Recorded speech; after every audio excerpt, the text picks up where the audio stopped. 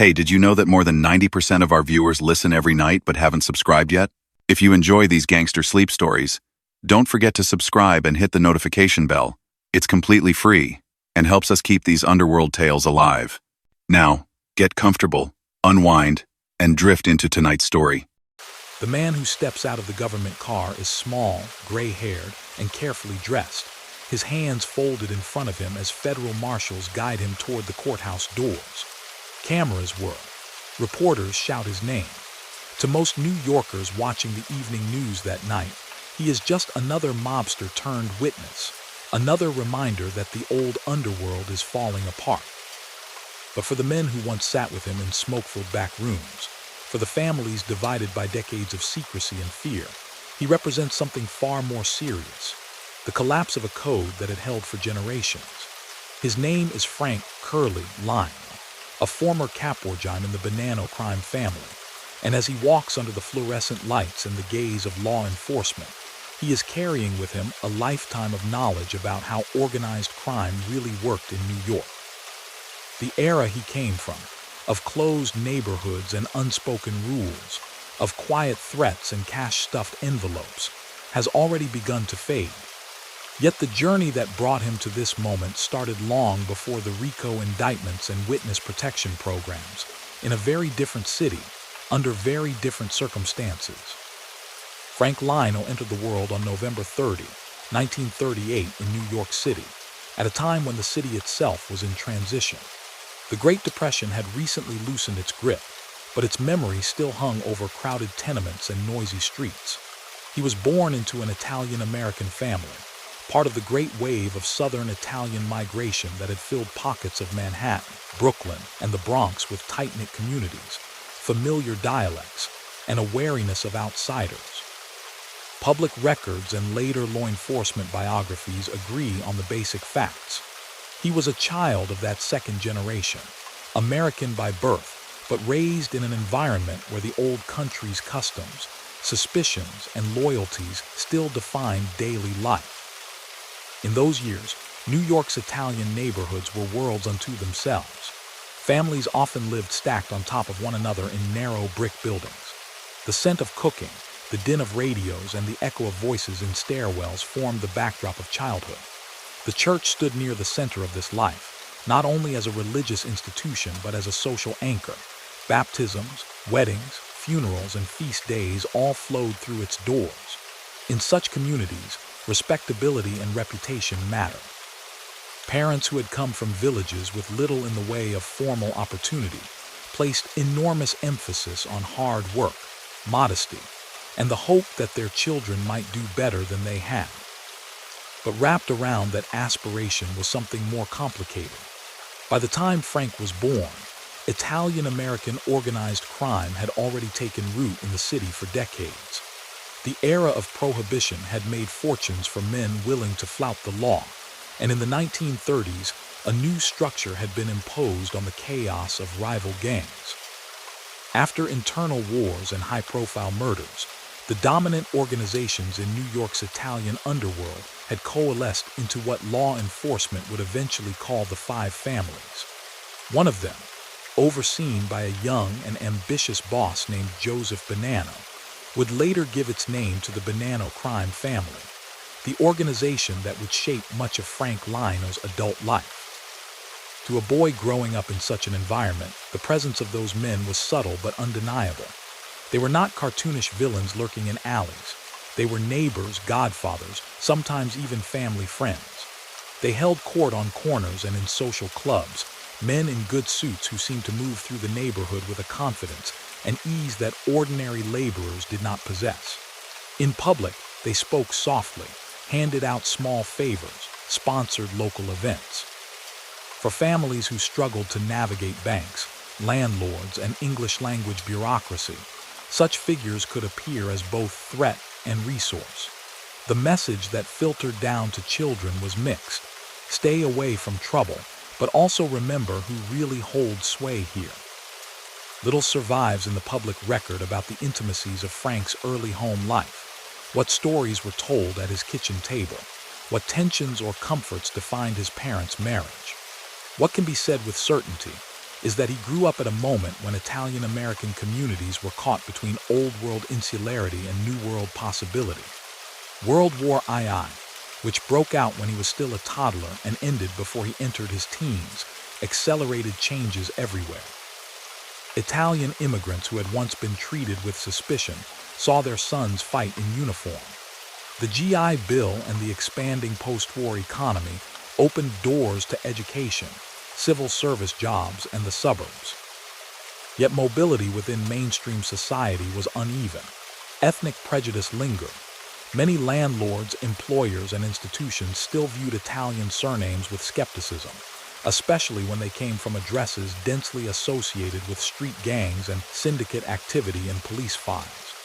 In these neighborhoods, legitimate paths to advancement, college, professional careers, could seem distant or impractical to working-class parents. Young men often found work where they could, on the docks, in construction, in shops, in unionized trades that themselves were, in many instances, touched by organized crime. For boys like Frank entering adolescence in the early 1950s, the street was a powerful teacher. In the absence of detailed personal records, historians and criminologists rely on broader patterns to understand how someone in his position might have been socialized. Italian-American teenagers in dense urban neighborhoods formed tight groups, spending hours on stoops, in candy stores, at pool halls, or clustered on corners. Peer approval and local status grew important. The presence of older men connected to the underworld offered models of how one might achieve that status, not through school achievements or distant office jobs, but by being useful, trustworthy, and tough in the eyes of those who controlled local rackets. At the same time, law enforcement's understanding of these organizations was evolving. During Frank's childhood, many residents still spoke of the Black Hand, or the Syndicate, in hushed tones, as if it were something shadowy and imprecise. In the early 1950s, televised hearings led by Senator Est Kefauver began to expose organized crime as a nationwide system. Viewers across America saw politicians grill reluctant witnesses, watched as men invoked constitutional protections rather than described their activities. For a young New Yorker, these hearings were less a revelation than a public acknowledgement of what neighborhoods had long understood. There were structures of power and profit operating behind the facade of normal life. The Appalachian Meeting of 1957, the rural upstate gathering of dozens of underworld figures disrupted by state police, further changed the landscape. News photographs of well-dressed men sprinting across lawns and through fields made clear that there was a national network of Italian-American organizations cooperating and competing across state lines. For law enforcement, it offered proof. For the underworld, it was an embarrassment and a warning. Pressure increased. Surveillance expanded. The climate around organized crime grew more tense just as young men like Frank were coming into adulthood. It was in this atmosphere that he began to move from the periphery of that world toward its inner circles. Open-source biographical sketches and federal court filings from later decades consistently place him in the orbit of the Bonanno family by the late 1950s and early 1960s. The details of that progression, the first introductions, the early errands, are not laid out in neat diary-like form, but the pattern is familiar from many other documented cases. A teenager or young man proves himself to older associates by running small tasks that are technically minor but symbolically important. Delivering messages, collecting small debts, acting as a driver, watching who comes and goes from a storefront that doubles as an informal office. In such a world, someone like Frank would have been observed as much as he was instructed. Reputation was everything. Men who talked loosely, showed off unnecessarily, or displayed cruelty for its own sake were often kept at arm's length. The qualities valued in a potential associate were steadiness, discretion, and a willingness to put group interests above personal comfort. The wider social context, poverty, limited mobility, discrimination, meant that offers of protection, insider status, and steady illicit income could carry real weight. When legitimate opportunities were scarce or unappealing, the underworld's informal economy stepped forward as a competing proposition. The Bonanno organization he was edging into was itself undergoing change. Joseph Bonanno had, for decades, embodied an older generation of bosses, traditional, cautious, a man who saw himself and his peers not simply as criminals, but as guardians of a distinct subculture with its own rules. By the late 1950s and early 1960s, however, internal tensions, generational shifts, and external pressures were destabilizing that order. Federal authorities were paying closer attention to labor unions, trucking companies, and construction firms. Many of these were central to Cosa Nostra's revenue. Informants, long rare and despised, began to appear more often in investigators' files. Younger, more aggressive figures were pushing for a larger share of profits and power. Within that unstable framework, the making of a young mobster was both structured and flexible. There were clear constraints. One did not seek out the organization. One was invited. Formal initiation, a secretive ceremony that law enforcement would only fully piece together decades later, was reserved for men whose reliability had been proven over years. But beneath that formal barrier was a sliding scale of involvement, from neighborhood acquaintance to connected guide, from casual helper to trusted associate. As Frank moved through his 20s in the 1960s, his name began to appear more frequently in internal law enforcement reports about suspected Bonanno activities, suggesting that he was no longer merely a peripheral figure. Those same years were also transformative for New York City itself. The post-war boom that lifted many families into the suburbs bypassed others, leaving pockets of entrenched poverty and neglected infrastructure. Racial tensions flared, manufacturing jobs began to decline, and the city's finances would soon teeter toward crisis. In many working-class Italian neighborhoods, the fear of downward mobility, of losing even the modest stability that parents had built, was real. Organized crime groups capitalized on this anxiety, offering themselves as protectors against perceived chaos.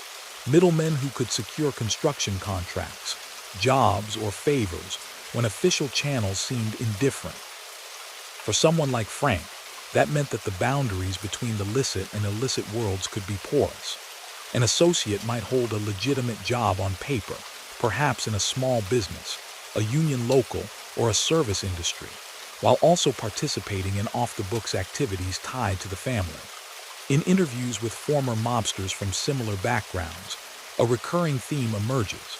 They often did not experience a single dramatic turn to crime.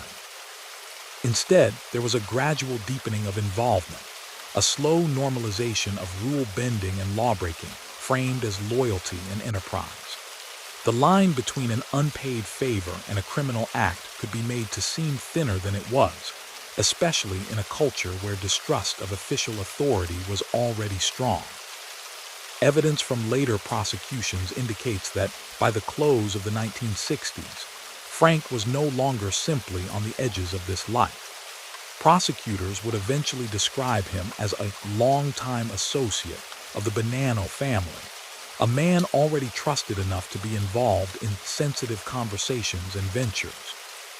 This did not yet make him a made man, a formal member of the organization's protected core, but it did place him under the wing of established figures whose names resurfaced frequently in FBI surveillance logs and state investigative records. The period also shaped his understanding of risk. The 1960s and early 1970s saw a series of high-profile trials and convictions targeting prominent underworld figures across the five families. New investigative tools, wiretaps, hidden microphones, coordinated task forces, were weakening the protective veil that had long shrouded their operations. Yet paradoxically, for some men inside those networks, the increased attention also heightened the sense of belonging. Surviving scrutiny, avoiding indictment, and continuing to earn money despite crackdowns became badges of competence and status. At street level, This contributed to a culture where defiance of the law was not just tolerated but woven into identity. Italian-American neighborhoods had, for generations, been wary of the police, often seeing them as outsiders who were quick to arrest but slow to protect.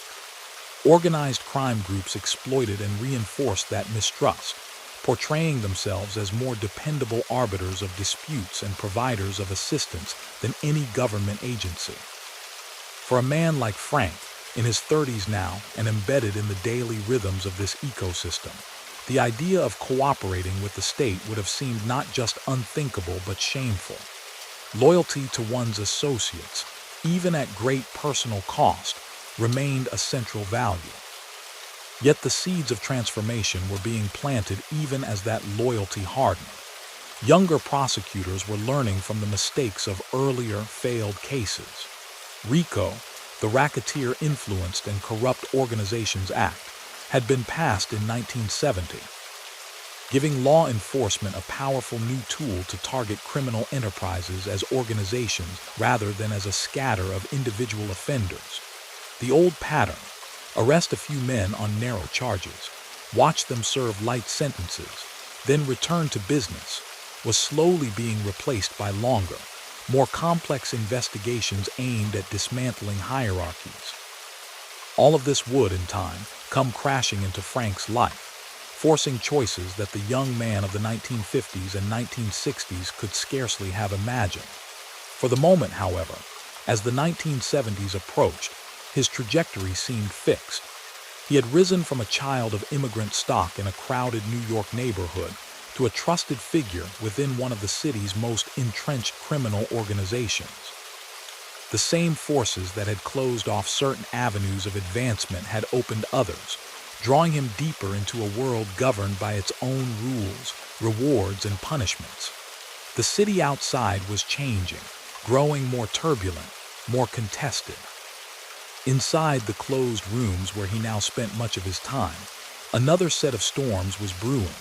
Power struggles, betrayals, and violent reckonings that would eventually push him to the fateful decision that opened our story. The choice to step out of a car under government protection, to walk past cameras into a courthouse, and to speak openly about the life he had once vowed never to betray. By the early 1970s, the world that surrounded Frank Lino had hardened into something more defined than the fluid, half-seen network of his youth. The Bonanno Family, shaken and reshaped by internecine conflict in the previous decade, was consolidating around a new leadership. The Bonanno War of the mid-1960s, when rival factions within the family fought for control after Joseph Bonanno's disappearance, had left scars in the neighborhoods where Frank had grown up. Men vanished, allegiances shifted, and for young associates on the rise, those years carried a simple lesson. In this life, choosing the wrong side could be fatal, even if one never carried out violence personally. As that internal war wound down, the family emerged under a succession of new bosses. Natal Evola briefly held the top spot before his death in 1973. Philip Rasselli, a savvy and methodical figure with deep ties to union racketeering, then began to shape the organization in his own image. But he, too, quickly fell under the weight of federal prosecutions and spent much of his tenure behind bars. The vacuum on the street allowed ambitious men to expand their influence. Among the most notorious of these was Carmine Galante, a veteran enforcer who came to symbolize a more aggressive phase in Bonanno operations. For men in Frank's position, trusted but not yet at the top, the late 1960s and early 1970s were a test of judgment. Whose orbit to enter, which patron to back, when to speak, and when to remain in the background. The public record does not give a step-by-step account of how Frank navigated those factional divides, but later court testimony in law enforcement summaries agree on crucial points. He attached himself to the side that ultimately prevailed, the Rasselli faction and the emerging circle around a younger figure, Joseph Massino. Massino, a Brooklyn-based operator with a reputation for caution and business sense, would later become the most powerful boss the Bonanno family had seen in decades. In the early 1970s, however, he was still climbing, like Frank, building a network of loyal earners and dependable associates. The relationship between the two men, one older by just a few years, both shaped by the same borough streets, would become an important thread in Frank's story. Money was the lifeblood of these relationships. In the neighborhoods where the Bonannos held influence, illegal gambling was ubiquitous. Sports betting, numbers games, card rooms hidden behind unremarkable storefronts or in back rooms of social clubs, all of it generated steady cash.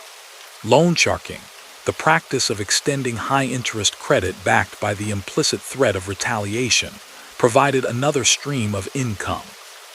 According to later federal indictments that described the structure of Bonanno operations, men like Frank were responsible for managing such ventures, recruiting reliable bettors, collecting payments on time, ensuring that disputes were settled quickly and quietly. These activities were illegal, but they were conducted with a veneer of order that contrasted with the more chaotic street crime of the era. New York itself was in crisis. The mid-1970s brought fiscal collapse, cuts to city services, rising street crime, and a sense of unraveling. Blackouts and looting made headlines. Once stable neighborhoods frayed under economic pressure. In that environment, organized crime could present itself, at least to some residents and business owners, as a kind of grim stability. If you paid who you were supposed to pay and did not challenge the arrangement, the thinking went, your shop's windows would stay intact, your trucks would not mysteriously lose their cargo, your workers would punch in without incident. That protection came at a cost that was more than financial.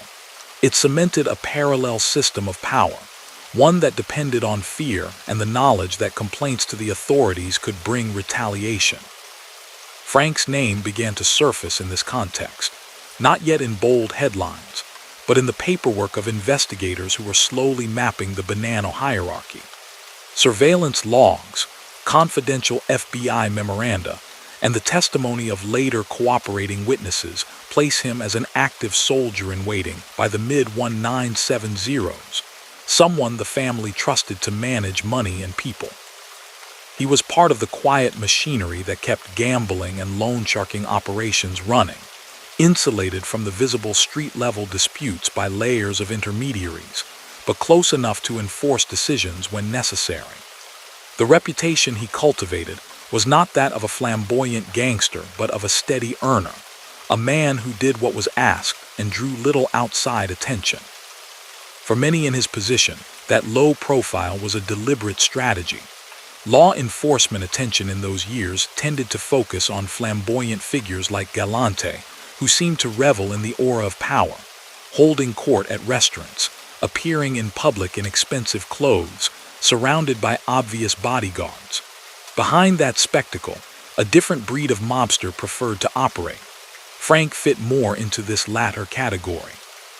By the time he reached his late 30s, he had learned what the older men often repeated. The less the newspapers knew your face, the safer you were.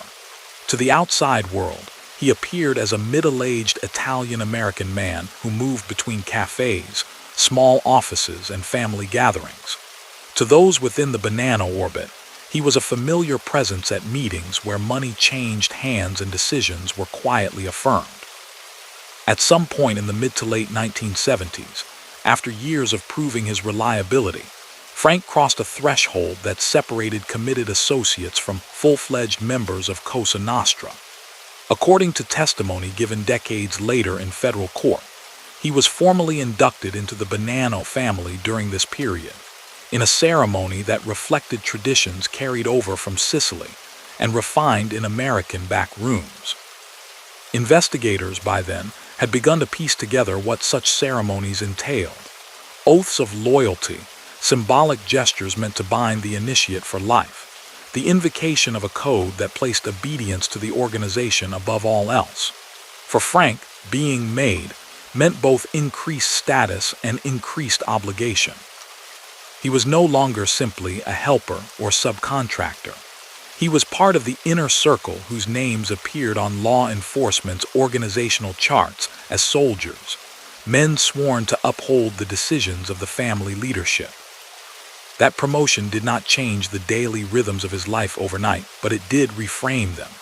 As a soldier, he would have controlled a slice of the family's economic activity, with a small group of associates underneath him.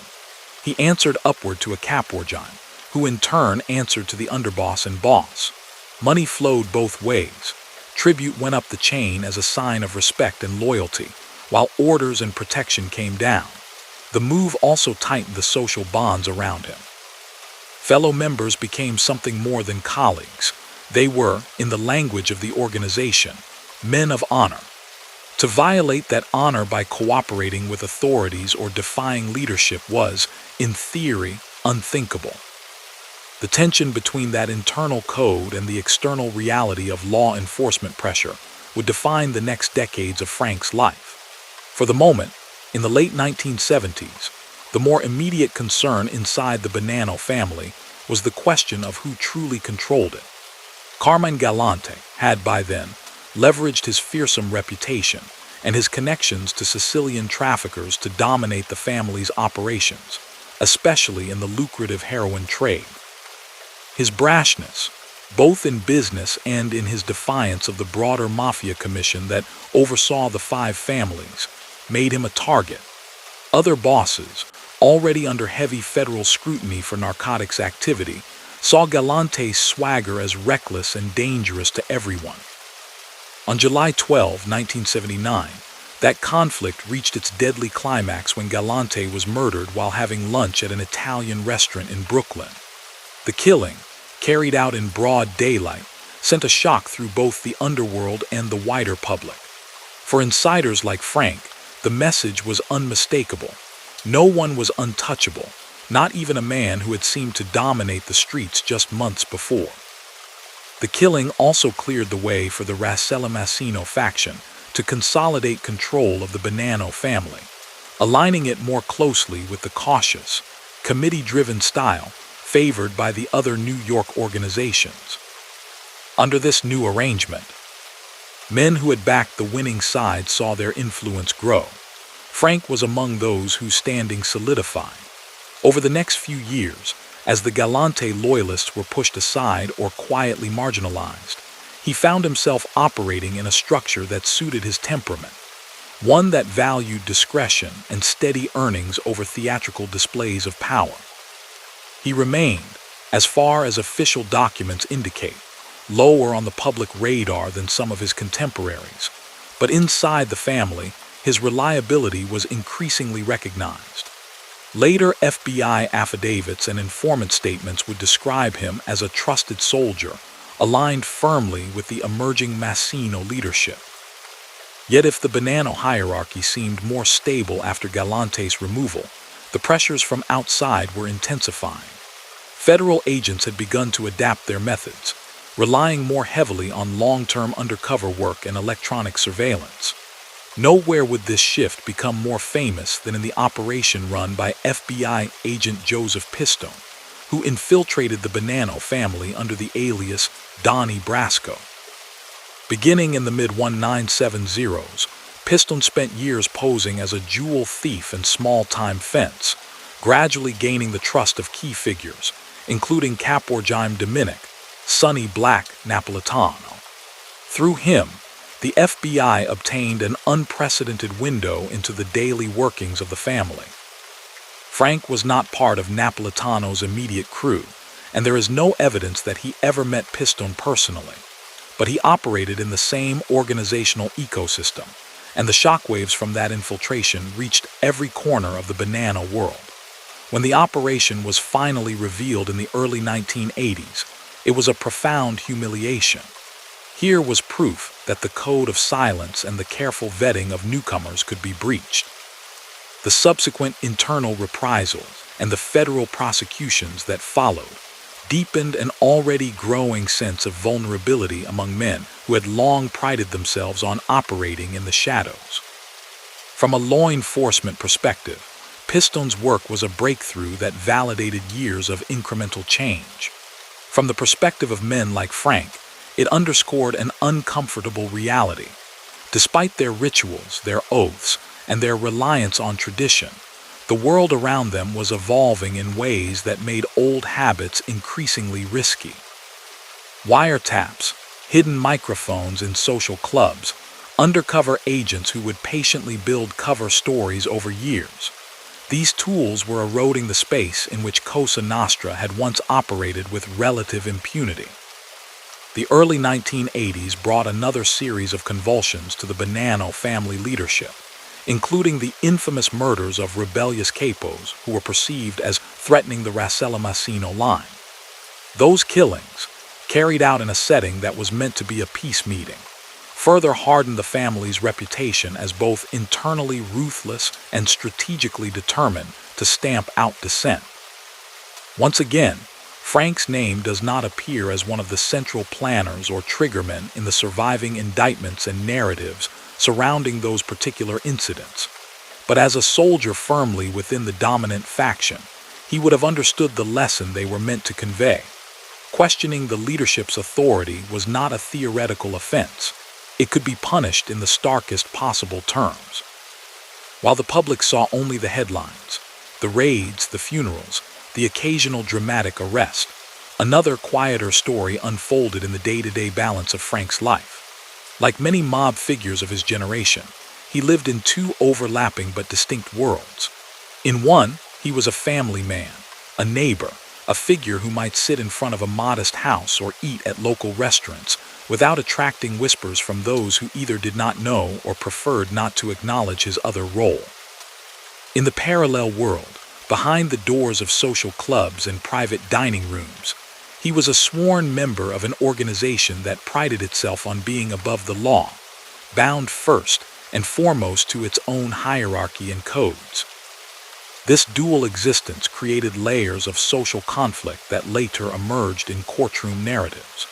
When Frank eventually appeared on the witness stand years later, prosecutors would present him as someone who had spent decades living in violation of the very laws that governed the wider society around him, even as he occupied seemingly ordinary spaces within that society.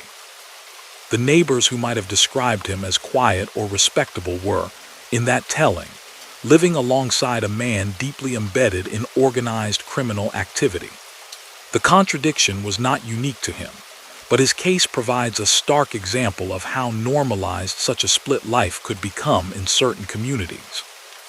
Meanwhile, the legal landscape continued to tilt against the five families.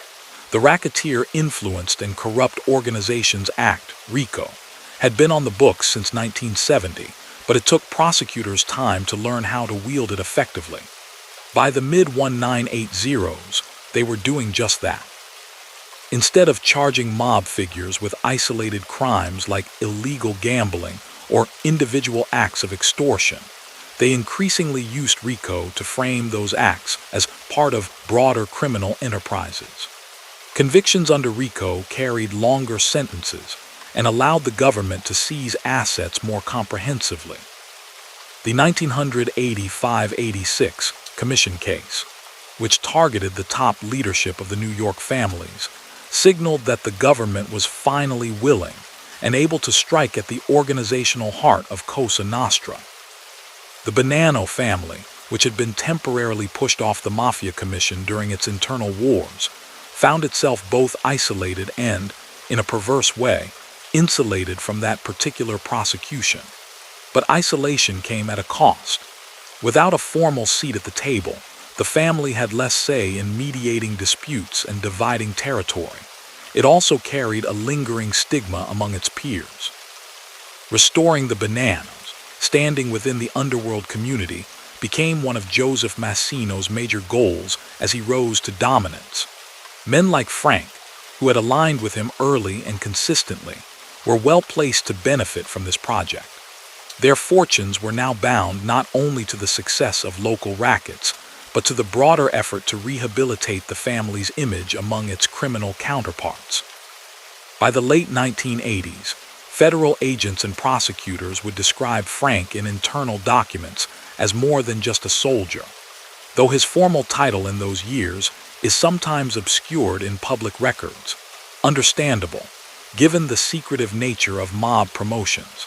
Subsequent indictments and testimonies make clear that he had begun to exercise authority over his own crew. That placed him in the rank of Caporgine, a mid-level leader responsible for supervising multiple associates, managing income streams, and serving as a conduit between street activity and the family administration. In organizational charts prepared by the FBI, his name appeared alongside other capos as one of the family's key lieutenants. The journey from a Depression-era childhood in a tight-knit immigrant neighborhood to this position, near the top of a major criminal organization, was, in some ways, the product of broader historical forces, limited early opportunities, entrenched prejudice, the allure and presence of organized crime as an alternate ladder of advancement. But it was also the result of personal choices, of repeatedly doubling down on one particular path even as the risks mounted.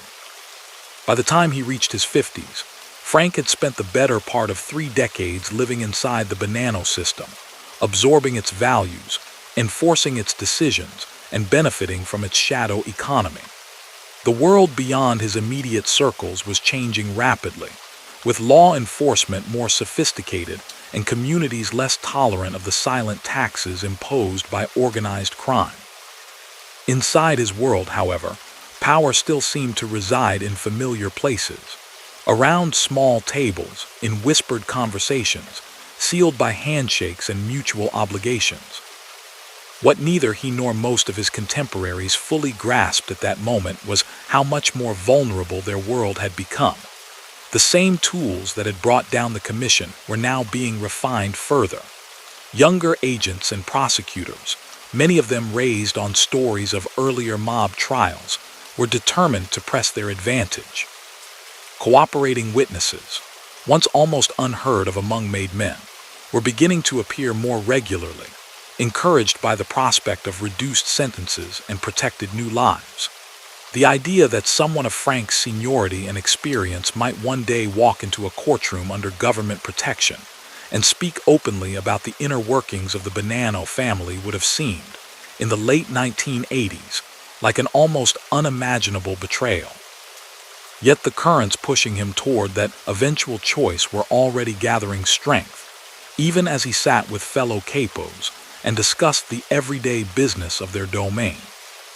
As the 1980s began to unfold, the man who had once been a quiet neighborhood kid was now firmly embedded in the structure of a criminal organization that was fighting for its survival. For Frank Lino, middle age arrived not with a suburban commute or an office job, but with the responsibilities of a sworn soldier in the Bonanno family, soon to be a man other men answered to.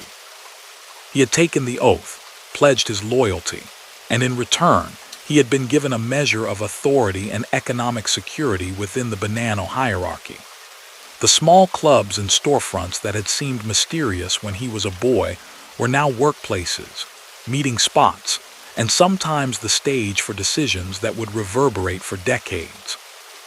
One of the most consequential of those decisions had come years earlier in 1981, when the internal unrest that had plagued the Bonannos since the 1960s erupted again. A group of captains, Alphonse Sonny Red Indelicato, Philip Giacone, and Dominic Trinchera, had become dissatisfied with the Rasselamassino leadership and were, according to later federal accounts, maneuvering to seize control of the family. Their challenge threatened to plunge the Bonannos back into open warfare and to further isolate them from the other New York families that had been wary of Bonanno turbulence for years. The response from the Massino-aligned faction was decisive and brutal. In May 1981, the 3 rebel captains were lured to a Brooklyn social club under the pretense of a peace meeting. What happened inside would become one of the most notorious episodes in Bonanno history. Years later, after the code of silence had begun to crumble, cooperating witnesses, and prosecutors relying on them, would describe an ambush that left the rebel capos dead and cleared the way for the Massino faction's unchallenged control. In those accounts, Frank's name appears not as a bystander, but as someone who had cast his lot with the eventual winners. According to testimony in federal court, Authorities contended that he played a role on the side lined up against the would-be usurpers, helping to set the trap that removed them from the picture. The specifics of his involvement were dissected in legal proceedings many years after the fact, and they remain preserved in cold courtroom transcripts rather than in any personal narrative from Frank himself. But the broader meaning for his life is clear enough. By aligning with the Massino-Rosselli faction and surviving an internal purge that wiped out key opposition figures, he cemented his position within the circle that would run the Bonanno family for the next 2 decades. His loyalty in that crisis, as prosecutors and fellow mobsters later described it, did not go unnoticed. It helped explain why, by the late 1980s, his name was consistently associated with leadership roles in the family in law enforcement files.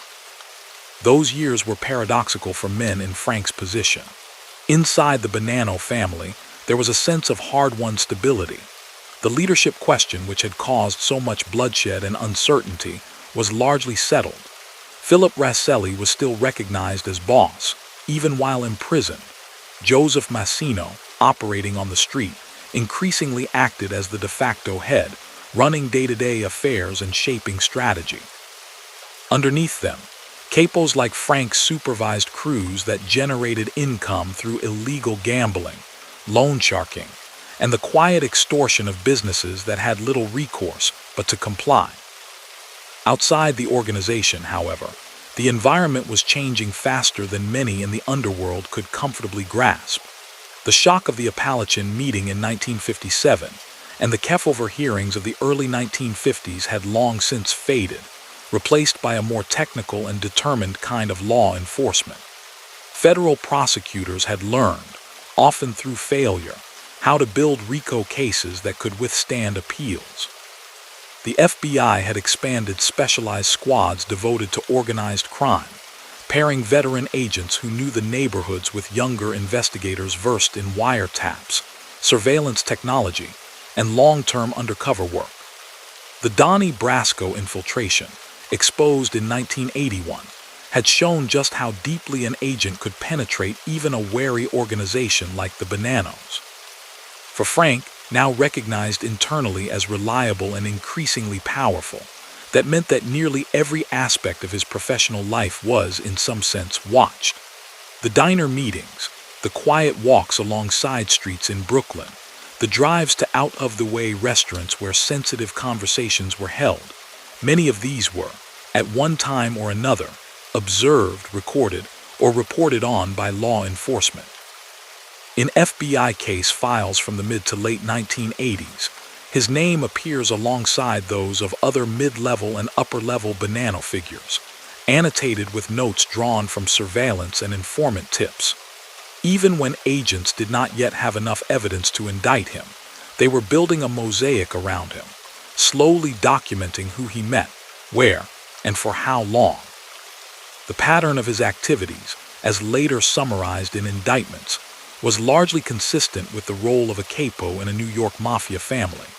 He oversaw illegal gambling operations that took bets on sports and other events, matters that might have seemed small-scale to outsiders but, when aggregated, produced steady streams of cash. He was involved in loan sharking, extending high-interest credit to borrowers who could not or would not use banks. Those borrowers included gamblers chasing their losses, small business owners facing temporary shortfalls, and others who, for various reasons, preferred to seek money in the shadows. The deals came with risks for both sides. For the lenders, there was always the possibility that a debtor would default or go to the police. For the borrowers, non-payment could bring intense pressure, visits, calls, and the looming threat of retaliation, even if the specifics of that threat were never explicitly voiced. In communities accustomed to the presence of such figures, this shadow economy had become normalized to a degree that is difficult for outsiders to imagine. A bar owner who accepted an illegal numbers operation in a back room, a shopkeeper who quietly paid a fee to avoid trouble, a bettor who handed cash to a neighborhood agent every week. These people often saw themselves not as participants in organized crime, but as residents working within the informal rules that had grown up around them. The harm was diffuse and long-term. Money drained from businesses that could not afford it, a culture of silence that discouraged cooperation with the police, and a reinforcement of the idea that real power lay outside legitimate institutions. By the mid-1980s, as the commission case unfolded against the heads of the other New York families, the Bonannos were in a strange position. Having been removed from the commission during the family's internal turmoil years earlier, they were not directly targeted in that particular prosecution. Some in the organization took pride in this, claiming that the family had avoided the worst of the government's offensive. But others, including legal observers and seasoned law enforcement officials, saw it differently. The Bonannos were not overlooked forever. They were simply next on the list. The same tools that had dismantled the commission's leadership could be, and soon would be, aimed their way. Investigations that touched on Frank's activities intensified in this period. Federal and state task forces focusing on illegal gambling, labor racketeering, and waterfront corruption inevitably crossed paths with Bonanno-connected operations. In some cases, smaller cases were brought, a gambling bust here, a loan sharking case there, resulting in arrests of lower-level associates. Frank, like other seasoned capos, was adept at insulating himself from day-to-day risk, delegating more visible tasks to underlings while he handled higher-level decisions and financial flows. Nevertheless, long-term probes kept circling closer. Court records and contemporary news accounts from the late 1980s and early 1990s show that he eventually did face significant federal charges. Prosecutors, building on years of surveillance and informant cooperation, assembled an indictment that portrayed him as an integral part of a racketeering enterprise. The charges reflected the standard arsenal of RICO-era organized crime prosecutions: conspiracy, illegal gambling, extortion-related counts, and other offenses tied together by the allegation that they were all undertaken on behalf of, and for the benefit of, the Bonanno family. When such a case landed, it was more than just a legal document. It was a public narrative. The government's indictment laid out, in stark and sometimes clinical language, a picture of life inside the Bonanno orbit.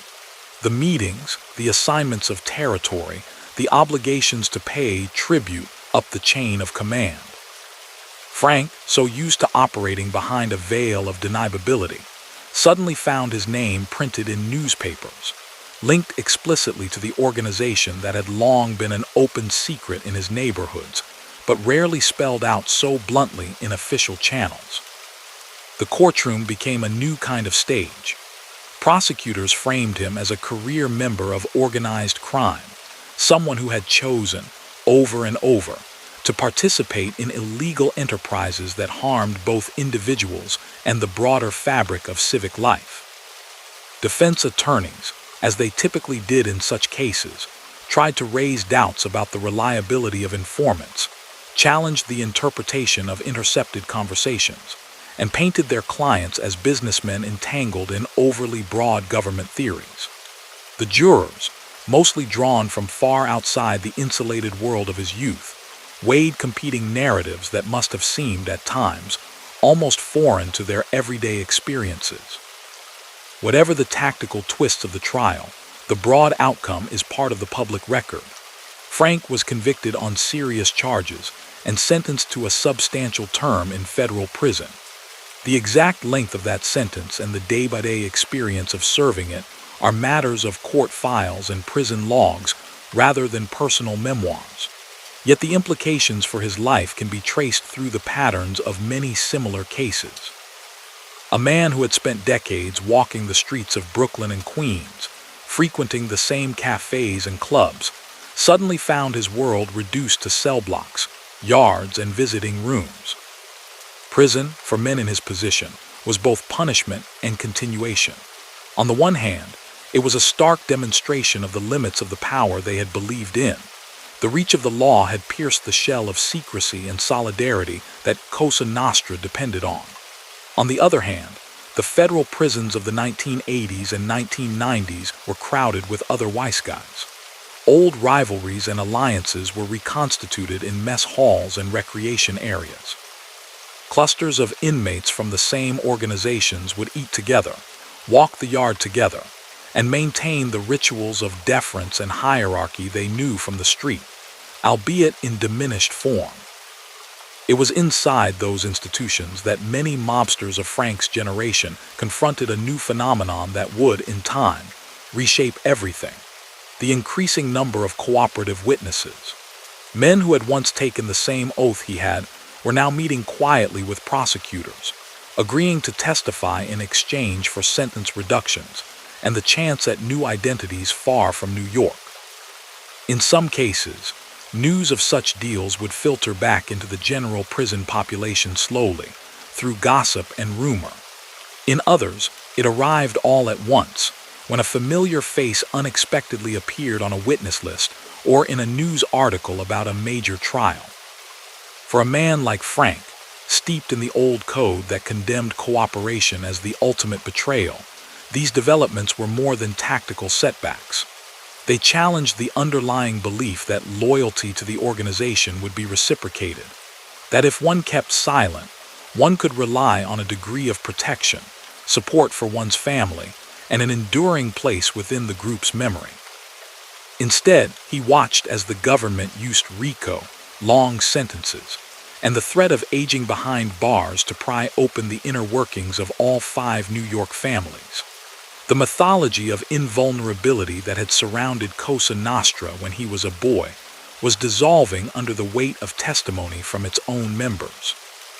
By the time he completed that prison term and returned to the street, emerging in the early to mid-1990s into a city that was both familiar and transformed, he was an older man in a younger, harsher world. New York itself had changed. Crime rates, which had spiked in the 1970s and 1980s, were beginning to fall. Neighborhoods that had once been written off as permanently blighted were starting to gentrify, with newcomers less tolerant of the old informal arrangements that had long governed local life. Banks had extended their reach, offering credit to people who, in earlier decades, might have turned to a loan shark.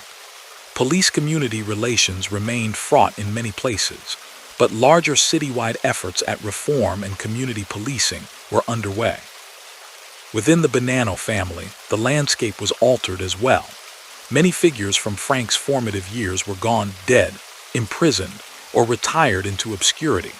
The leadership had hardened around Joseph Massino, who by the 1990s was widely recognized, both on the street and in law enforcement circles, as the unquestioned head of the family. Massino prided himself on running a quieter, more disciplined organization than some of his predecessors. He discouraged the flamboyant behavior that had once drawn so much attention to figures like Carmen Galante. He was meticulous about security and famously avoided being recorded discussing family business, developing elaborate rules about where and how sensitive conversations could be held. For Massino, men like Frank were invaluable. They were veterans who had already demonstrated that they could survive investigations, serve time, and return to the fold without breaking. To return to a leadership role after a federal prison term was, in the perverse logic of the underworld, a mark of credibility. It proved, at least to peers, that he had not cooperated, that he had taken his punishment as a cost of doing business.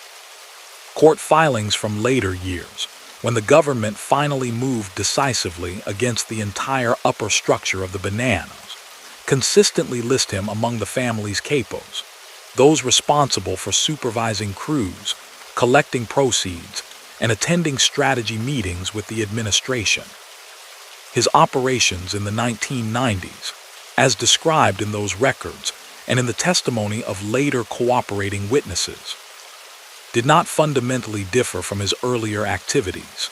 Illegal gambling, high-interest lending, and extortion remained central, but the context was harsher. Every bookie, every low-level collector, every knock on a debtor's door carried the potential not only for immediate law enforcement attention, but for future betrayal. Undercover agents no longer had to emulate the extraordinary patience of Joseph Pistone to make inroads. They could interact with people already primed for cooperation, people who saw testifying not as an unthinkable disgrace, but as one of several available options. At the same time, the pool of potential recruits for the life that had ensnared Frank as a young man was changing. Younger Italian Americans, benefiting from broader social mobility and less entrenched discrimination, had more opportunities in mainstream society than their parents and grandparents. College, professional careers, and relocation to suburbs or other regions were increasingly common. The tight neighborhood ecosystems that had once incubated generations of recruits for organized crime were loosening. To maintain his crew, a capo like Frank often had to rely more heavily on men already committed to illegality, drug dealers, thieves, and others whose connections to the old world traditions of Cosa Nostra were weaker, whose primary allegiance was less to an abstract code of honor and more to immediate profit. This generational shift introduced new tensions. Older figures like Frank viewed drug dealing, in particular, with ambivalence or outright distrust. Officially, family rules discouraged involvement in narcotics, both because of the elevated law enforcement scrutiny drugs attracted, and because many leaders saw it as a dirty, high-risk business that could easily spin out of control. In practice, however, younger associates in the 1980s and 1990s engaged in drug trafficking with or without the blessing of their superiors, sometimes cutting organized crime figures in on profits, sometimes not. When such operations were exposed, prosecutors typically treated any link to a mafia family as grounds to expand a case under RICO, pulling in higher-ups who might have only tangentially benefited from the trade. For Frank, navigating these currents required constant adjustment.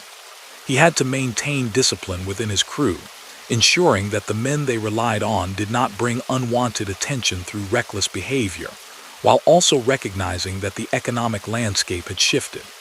Traditional rackets were still profitable, but they were under more pressure from both law enforcement and legitimate economic alternatives than they had been in his youth. The easy assumption that there would always be a new generation ready to fall into line behind established capos was no longer holding true. Even as the underworld adapted, the government was preparing its own next act. Multi-year investigations into the Bonanno family continued throughout the 1990s, often quietly, with agents accumulating evidence in ways that would allow them to present a cohesive picture of the organization's inner workings. Cooperating witnesses, drawn from both inside and around the family, offered insights that would have been unthinkable when Frank first learned to keep his head down as a teenager on Brooklyn streets. They described meetings, identified voices on wiretaps, and decoded the euphemisms that mobsters used to disguise their conversations. By the end of the decade, the accumulated weight of these efforts was bearing down on the upper structure of the Bonanno family. Frank, outwardly still a respected capo who had survived wars, arrests, and changing times, was in fact surrounded by invisible lines of vulnerability.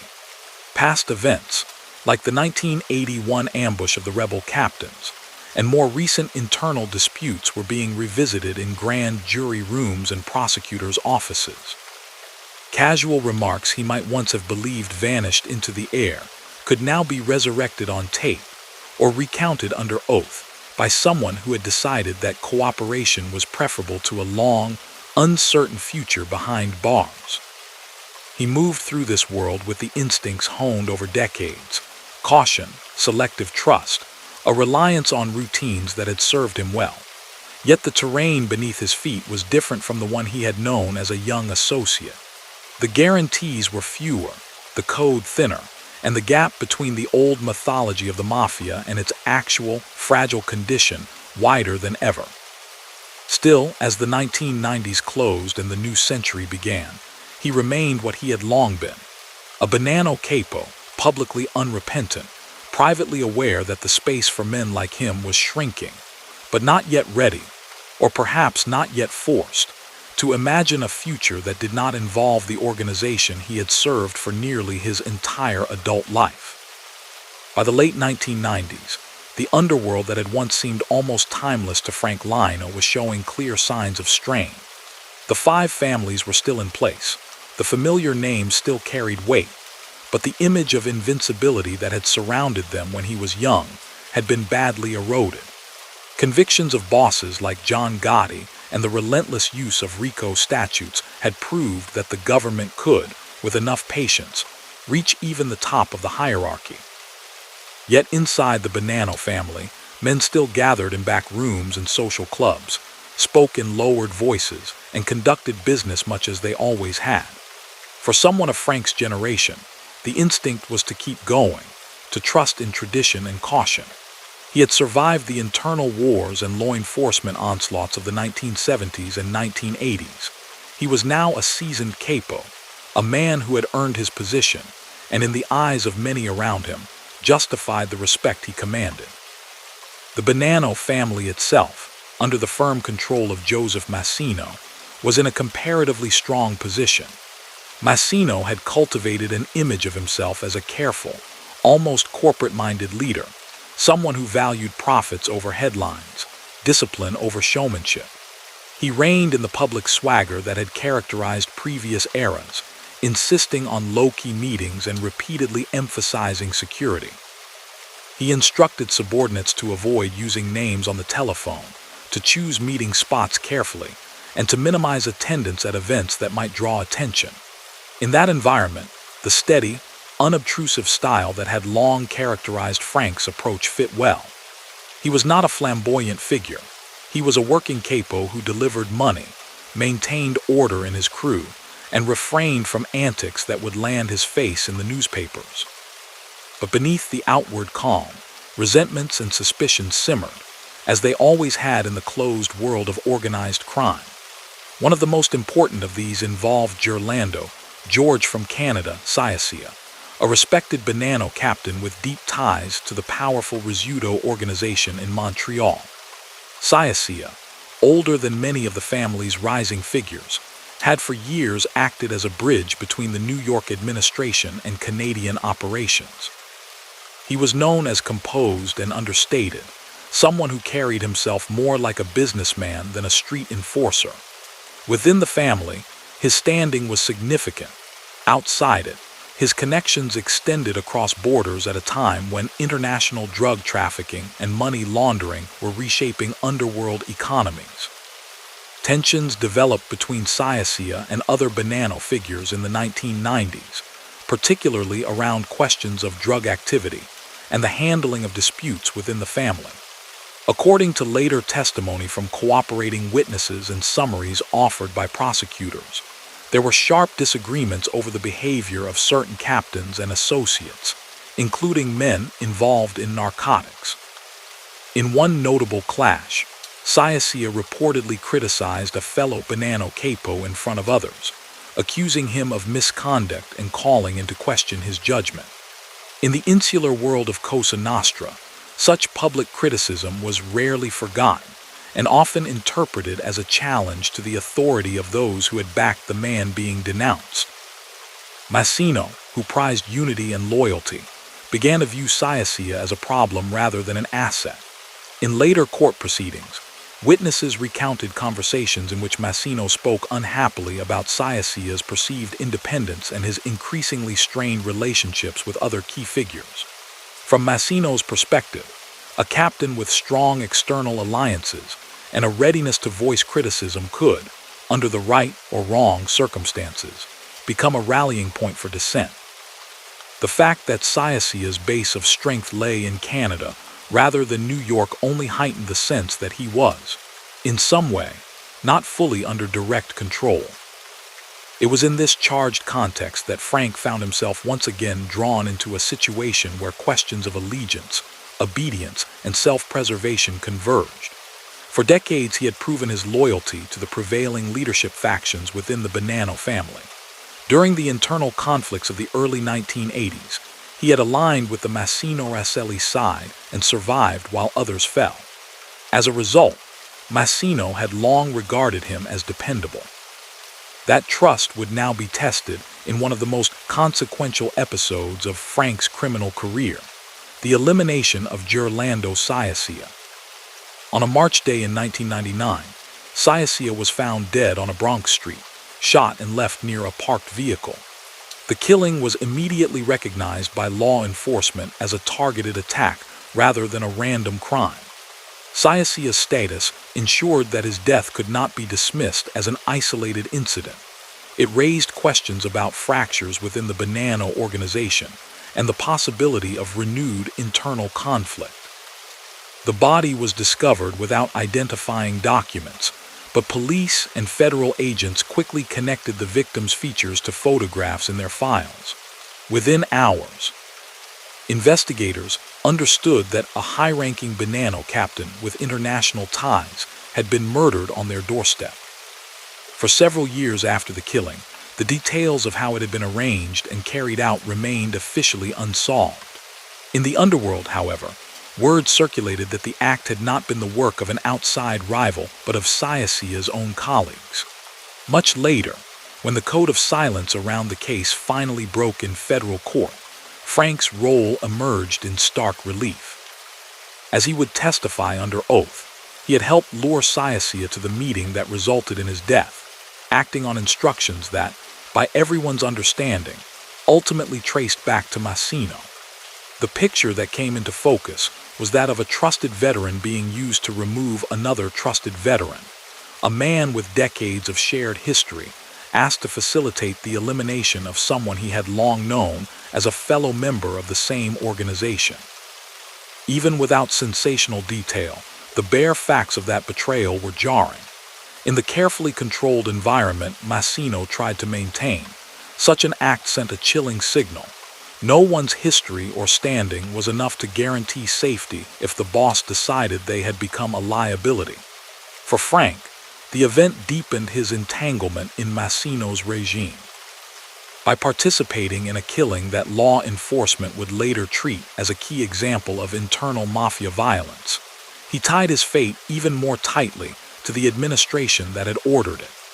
The same loyalty that had carried him upward through the ranks now bound him to decisions that would, in time, provide prosecutors with their most powerful leverage against him.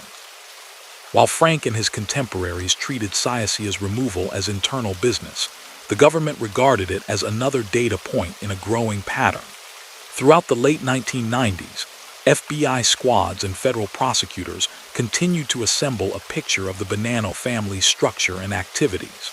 They had the benefit of lessons learned from dismantling leadership in other families.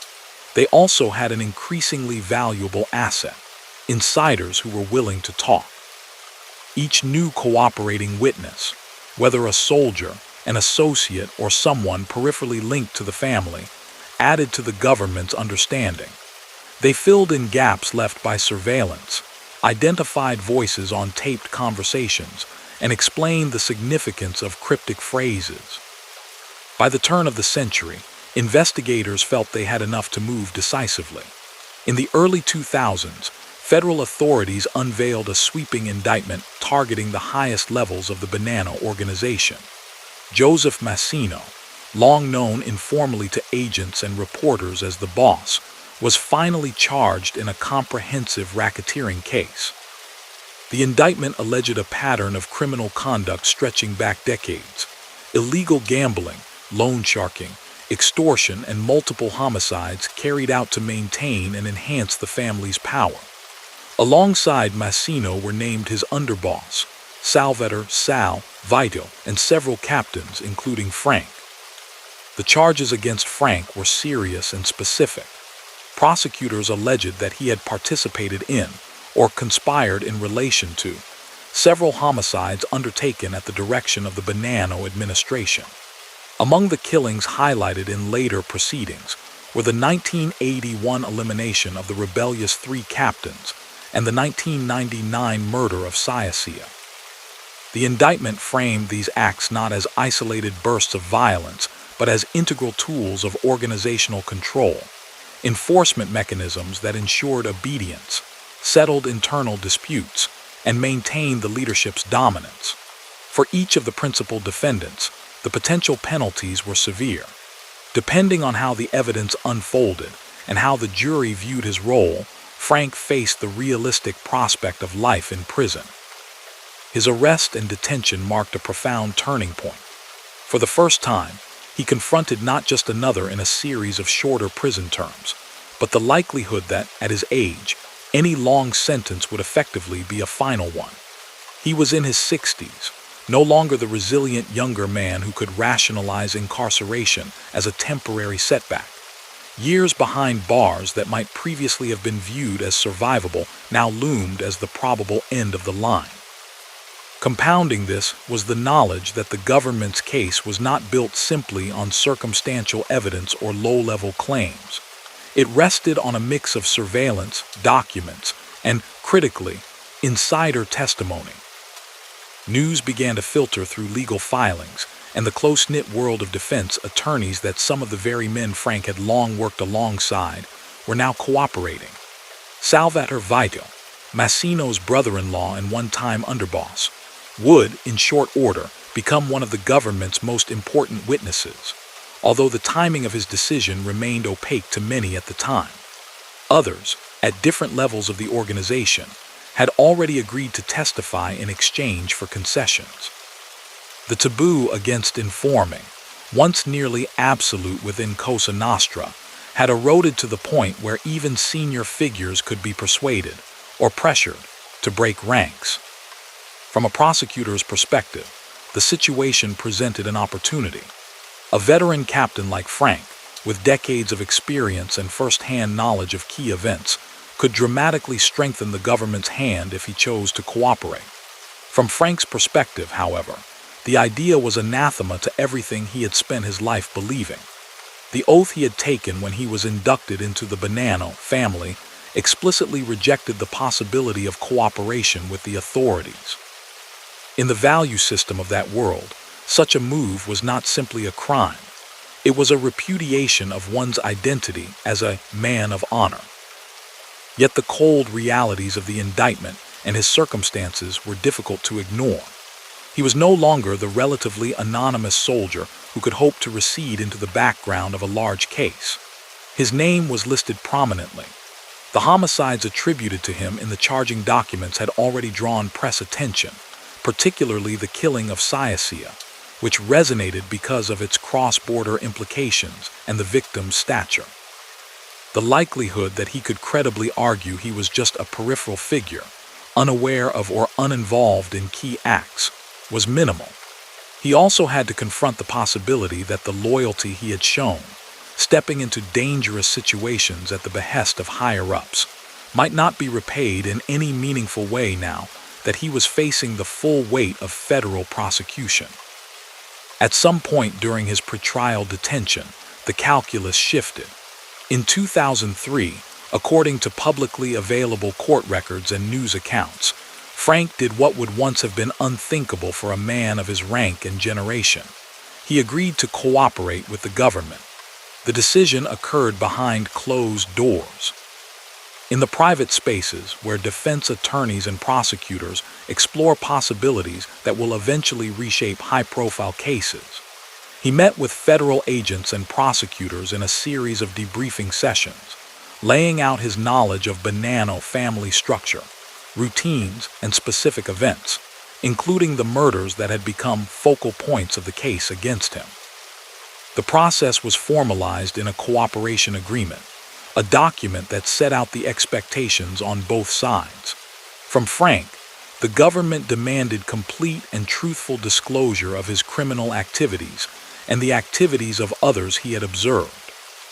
They required his willingness to testify in court, to face cross-examination, and to endure the public exposure that came with being labeled a rat in both underworld circles, and to some extent, in segments of the wider Italian-American community that still romanticized older notions of loyalty. In exchange, prosecutors offered to inform the sentencing judge of his assistance, and if his cooperation proved substantial, to recommend leniency far beyond what would otherwise have been possible for someone facing such serious charges. For Frank, signing that agreement meant crossing a line that could not be uncrossed. From the perspective of the Bonanno family and the broader world of Cosa Nostra, he had just transformed himself from a respected capo into one of the most despised figures imaginable, an insider willing to dismantle the shield of silence that had protected the organization for generations. In practical terms, it also meant a profound change in his daily life. He would be moved into more secure, isolated conditions, kept apart from defendants who might seek to influence or harm him. Federal marshals and agents became his escorts rather than his pursuers. Prosecutors, once abstract adversaries in his mind, became people whose questions he had to answer, whose strategies now depended on the credibility and clarity of his recollections. The emotional and psychological dimensions of this transition are not documented in the same granular way that legal proceedings are. Court transcripts preserve what he said under oath. They do not record his private misgivings or the late-night reckonings with the past that such a decision might have prompted.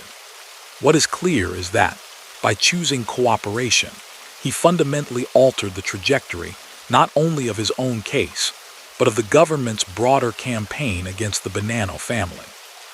He joined a growing list of high-ranking defectors, whose testimony would reshape public understanding of how organized crime really functioned in New York at the close of the 20th century.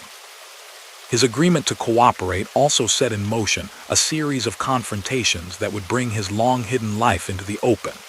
Trials were scheduled in which he would be called as a central witness. Defendants who had once been his superiors or peers would sit just meters away as he answered questions about meetings, orders, and violent episodes they had all for years carefully concealed. Defense. Attorneys would prepare to challenge his credibility, highlighting his criminal past and the incentives he now had to curry favor with the government. Reporters, sensing the human drama in a veteran mobster publicly renouncing his old allegiances, made note of his name for upcoming coverage. The man who had once slipped quietly in and out of neighborhood clubs, who had prided himself on avoiding public scrutiny, was about to become, for a time, a highly visible symbol of the mafia's unraveling code. The world he had served since youth had always demanded that its members accept risk and sacrifice in exchange for a sense of belonging and power. Now, after decades of giving the organization what it wanted, he had decided that he would no longer bear its burdens alone. In the courtrooms he was preparing to enter, the story of that life, once confined to whispers on street corners and back rooms, would finally be told in full view of judges, jurors, and cameras. Once he agreed to cooperate with the government, the life Frank Lino had spent decades constructing did not merely change, it inverted.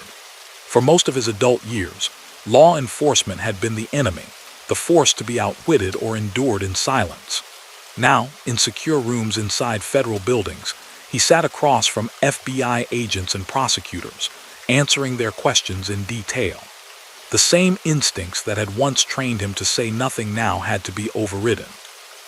Under the terms of his cooperation agreement, half-truths or omissions could be as dangerous to him as the indictment he was trying to escape. Those first debriefing sessions were, by all accounts, exhaustive. Prosecutors were not interested only in a few high-profile events. They wanted a complete picture of his criminal life and of the Bonanno family's internal structure. With agents taking notes and sometimes recording, they walked him chronologically through the decades. Who had recruited him, how his induction into the family had been arranged, which crews he served in, the captains and bosses he answered to, the rackets he controlled. They asked for names, dates, locations, and the subtle distinctions that mattered inside the organization, who truly held influence, who only appeared to. For investigators who had spent years piecing together fragments from wiretaps, surveillance, and informants of lower rank, a veteran capo willing to talk was an opportunity to confirm and refine their understanding. As he described the chain of command and the mechanics of seemingly mundane decisions, how territory was assigned, how disputes were arbitrated, how money flowed up the ladder, agents compared his account to internal FBI charts and old investigative memos. Where his recollections matched their records, they gained confidence. Where they differed, they pressed for clarification, trying to understand if the discrepancy reflected his memory, their own past assumptions, or changes over time within the family. Some of the most sensitive conversations centered on violence, without going into the kind of explicit detail that would later be carefully avoided in public testimony. He acknowledged involvement in episodes that law enforcement had long suspected but could not fully document. He spoke about the 1981 ambush of the 3 rebellious captains, placing it within the context of the power struggle that had threatened to tear the Bonannos apart at the time. He also described the events surrounding the 1999 killing of Gerlando Ciacia, outlining how a man once considered an ally had come to be viewed as a problem by the Massino administration, and how that problem had been addressed. These admissions were eventually formalized in court. As part of his cooperation, he entered a guilty plea to racketeering charges that incorporated multiple crimes spanning his career, including participation in homicides. At the plea hearing, in a federal courtroom in Brooklyn, he stood before a judge and under oath acknowledged that the government's summary of his conduct was substantially accurate.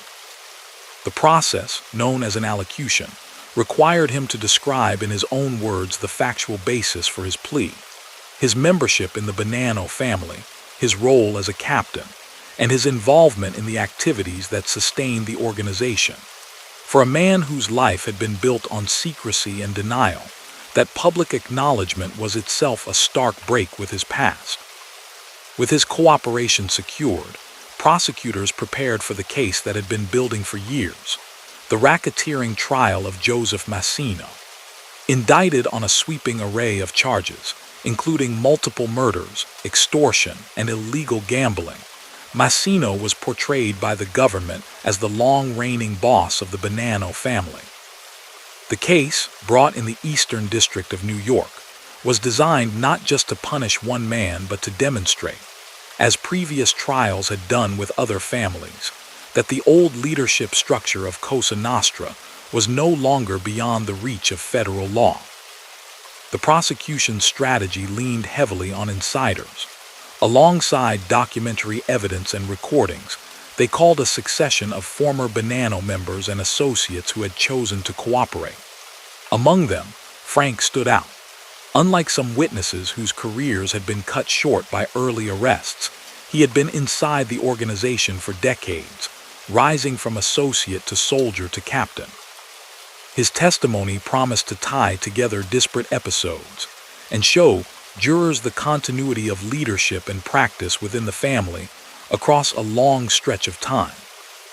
When he took the stand in 2004, seated in the witness box a few yards from the man who had once been his boss, he presented a different image than the shadowy figure law enforcement agents had followed for years. Now in his mid-60s, he appeared as a small, neatly dressed man with thinning hair, his manner subdued rather than defiant. Prosecutors began not with the most dramatic stories, but with the foundations of his life. His upbringing in New York, his introduction to figures in the Bonanno orbit, the gradual deepening of his involvement. Step by step, they constructed a narrative designed to help jurors understand how a person could move from a boy watching men on street corners to a participant in the upper tiers of organized crime. He described in plain language the hierarchy of the Bonanno family: boss, underboss, consigliere, capos, soldiers, and associates. He explained the rules as he had lived them, how orders flowed down and money flowed up, how disputes were settled internally rather than through the courts, how absolute the expectation of silence had once seemed. He also spoke about his induction, the ritual by which he had been formally brought into the organization, emphasizing the seriousness with which that step was treated inside their world. For jurors largely unfamiliar with the unwritten codes of Cosa Nostra, these explanations helped turn abstract concept into a comprehensible social structure. Only after that groundwork was laid did prosecutors turn to the events that had long been at the center of their case files. They asked him about the internal conflict that led to the 1981 killing of the three captains. In carefully measured terms, avoiding lurid description, he recounted the circumstances as he understood them. Senior figures, fears that Indelicato, Giacone, and Trinchero were plotting against the Rashaped faction, discussions about how to respond, the decision to summon the rebels to a meeting on the pretext of resolving tensions. He acknowledged that the meeting had not been what it appeared, that the men who arrived expecting negotiation were instead confronted with armed opposition. In that courtroom, the significance of his account lay less in the mechanics of the ambush, which the government already believed it understood, and more in what it revealed about the way power was maintained. Through his testimony, the 1981 killings were framed not as spontaneous eruptions of street violence, but as premeditated acts, authorized at the highest levels, calculated to settle a leadership dispute and send a message to anyone else contemplating defiance. When he placed Massino in the narrative, describing discussions, relationships, and the aftermath of the killings, he helped prosecutors argue that the man sitting at the defense table was not just a distant overseer, but someone directly involved in lethal decisions. If the 1981 episode showed jurors how the family consolidated power during a time of instability, the questions about the 1999 death of Gerlando Ciacia brought them into the modern era of the organization. Frank recounted how Ciacia, once a respected colleague with international connections, had fallen out of favor. He explained Massino's growing distrust and the view within certain circles that Ciacia had become too independent, too willing to criticize or deviate from the leadership's wishes. He then described his own role in arranging the meeting that Ciacia believed would be routine, and his presence when the encounter ended instead in Ciacia's death. Here again, the prosecution's aim was not to dwell on physical detail, but to establish responsibility. By admitting his part in the episode and situating it within the chain of command, he supported the government's argument that this killing, too, was organizational business, carried out to enforce internal discipline and protect the boss's position. His testimony helped bridge a narrative gap for the jury, linking the Bonanno family of the 1970s and 1980s, already familiar from earlier prosecutions and media coverage, to the one that still existed at the close of the 1990s, operating under similar principles even as law enforcement pressure intensified. Defense attorneys, when their turn came, attacked his credibility with vigor. They highlighted his lengthy criminal record, his admissions of involvement in killings, and the clear personal benefit he stood to gain from cooperation. In questioning that often stretched over days, they probed for inconsistencies, suggested that he might be tailoring his testimony to please prosecutors, and asked whether, given his past, any jury could reasonably trust his word. They emphasized that he had once sworn absolute loyalty to the very man he was now implicating, raising the implication that someone willing to break such an oath might not hesitate to shade the truth if it served his interest. Frank's responses, as recorded in trial transcripts and summarized in contemporary reporting, were mostly steady. He acknowledged his crimes and did not attempt to minimize them. That, after all, was part of the basis for his plea. When asked whether he hoped his testimony would help him at sentencing, he did not deny it. Cooperators rarely could. Instead, he tended to return to a simple refrain, that he was under instruction from prosecutors to tell the truth, and that any lies would only damage his position.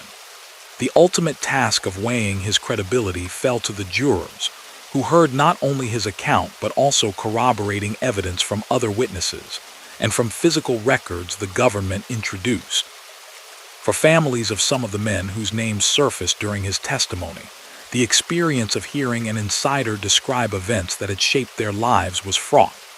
Years of uncertainty about why a relative had disappeared or been killed, about what role internal politics might have played, were confronted with an official version delivered under oath. In some cases, the details confirmed private suspicions.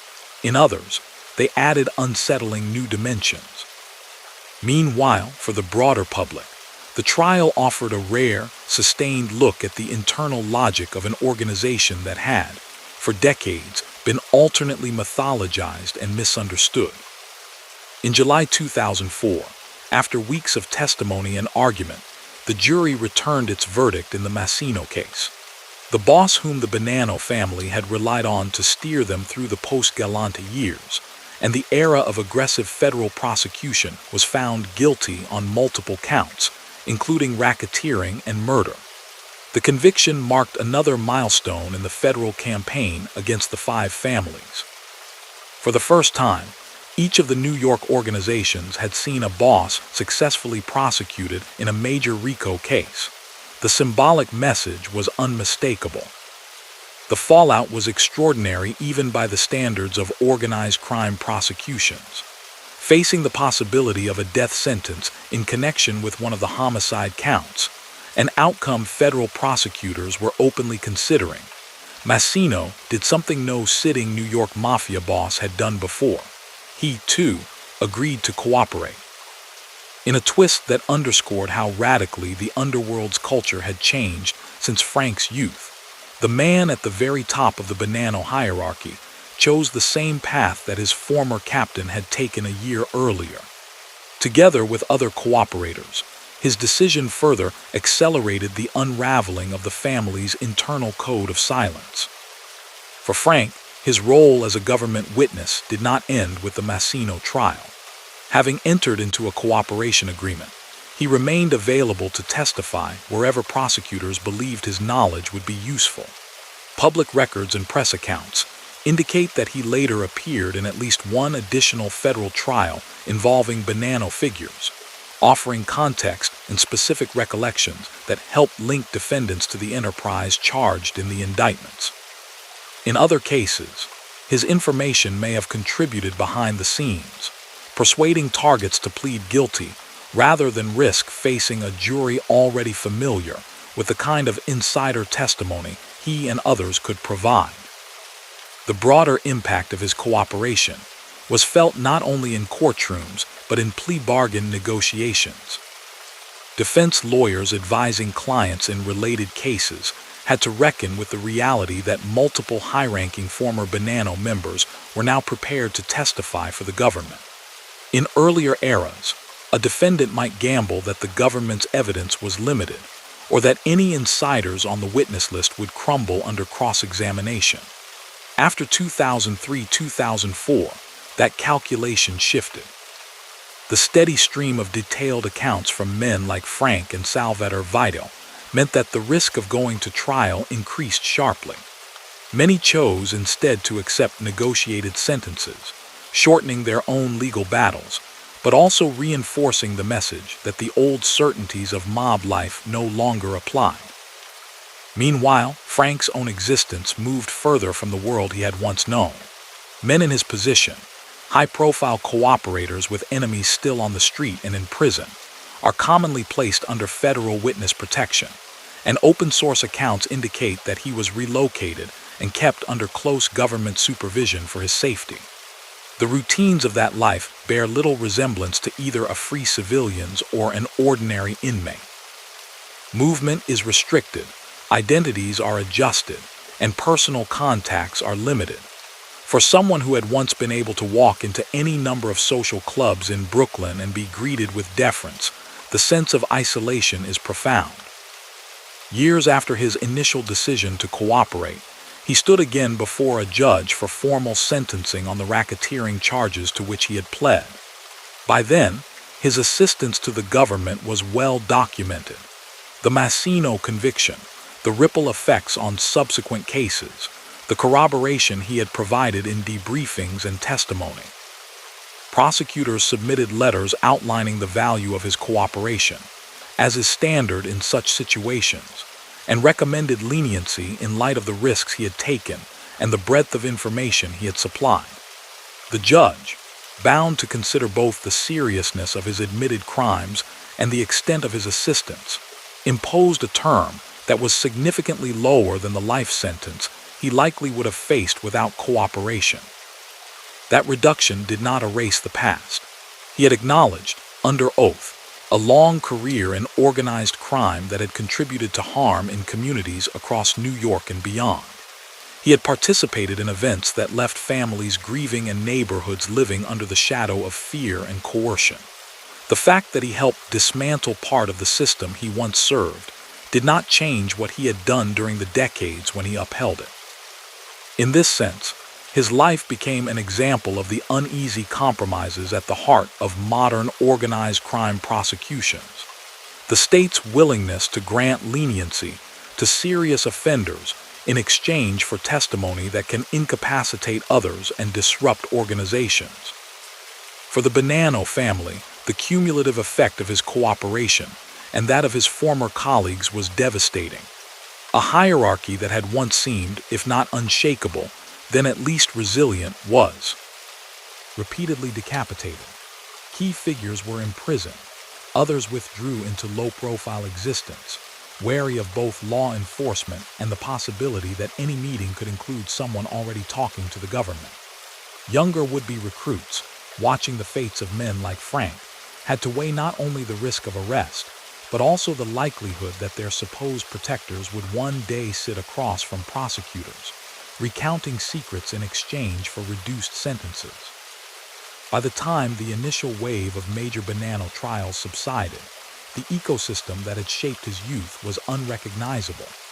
The social clubs that had once anchored Italian-American streets in Brooklyn and Queens were shuttered or transformed into ordinary businesses. The names that had commanded whispers in local cafes were now more likely to appear in old newspaper archives than in current conversations. The organization persisted in reduced form, as law enforcement reports and subsequent cases would attest, but the aura that had once surrounded it was gone. For Frank himself, living out his later years under protection and legal supervision, the transformation was even more personal. He carried with him memories of a vanished world, tenement blocks where everyone knew who the local men of respect were, the internal rituals and codes that had seemed in his youth to offer meaning and status, the wariness with which his community had approached official authority. He also carried the knowledge that, in the end, he had become the kind of person that world most despised, a cooperator, someone who had chosen to align with the government against former comrades. What that meant to him privately is not recorded in court transcripts or news accounts. The historical record captures his actions, the crimes he admitted, the testimony he gave, the sentences that followed. It does not capture the internal reckonings, the moments when, perhaps, he replayed events from Brooklyn back rooms in light of what they had ultimately led to, the thoughts he might have had about the men whose names he spoke in court and the families affected on all sides. What can be said with certainty is that his life traced the arc of New York's Italian-American underworld across the second half of the 20th century and into the 21st, from its confident middle years through its protracted, messy decline, an arc in which he was both participant and, at the end, witness. When the courtroom doors finally closed behind him and the major Bonanno trials moved into the realm of transcripts and appeals, the contours of Frank Lino's life changed again. For years, his world had narrowed to specific arenas, streets and clubs when he was an active capo, holding cells and legal conference rooms once he was indicted, witness boxes and cross-examination when he chose to cooperate. After his sentencing, even those public spaces receded. He joined the quiet, largely unseen population of former mob figures who had exchanged allegiance to their criminal organization for a contractual loyalty to the federal government. The official record shows the broad outlines of this transition. Following his cooperation and testimony, prosecutors submitted detailed letters to the court cataloging his assistance, the number of debriefing sessions he had completed, the trials at which he had testified, the conspiracies he had helped clarify. Judges considering his sentence weighed those submissions alongside victim impact statements and the severity of the crimes to which he had pled guilty. The result was a term that reflected both halves of his story. the decades he had spent as a committed participant in an organized crime enterprise, and the years in which he helped dismantle that same enterprise from within. Afterward, his presence in public records diminished sharply. Unlike some former mobsters who parlayed their notoriety into books or media appearances, there is no indication that he sought a public-facing role. On the contrary, everything known about his post-sentencing years suggests a move further into seclusion. That pattern is consistent with the standard arrangements for high-profile cooperators whose testimony has directly implicated powerful figures. The government's witness security program, developed in the 1970s and refined through cases like his, is designed not only to protect such individuals from retaliation, but also to limit their visibility. Inside that system, a cooperator's days are governed by regulations as rigid, in their own way, as any code he had once followed in the Bonanno family. New identities, relocated residences, and restrictions on contact with the past are all part of the bargain. The same federal agencies that once surveilled his movements now help determine where he could safely live and under what conditions. He would have had to coordinate employment, housing, and even social interactions within whatever framework his protection status allowed. Where he had once walked into neighborhood cafes and social clubs as a known quantity, he now had to move through unfamiliar communities as a man whose real history was not to be discussed. From law enforcement's perspective, individuals like him are both assets and responsibilities. His detailed knowledge of Cosa Nostra structure and practice did not lose all value once the Massino prosecution ended.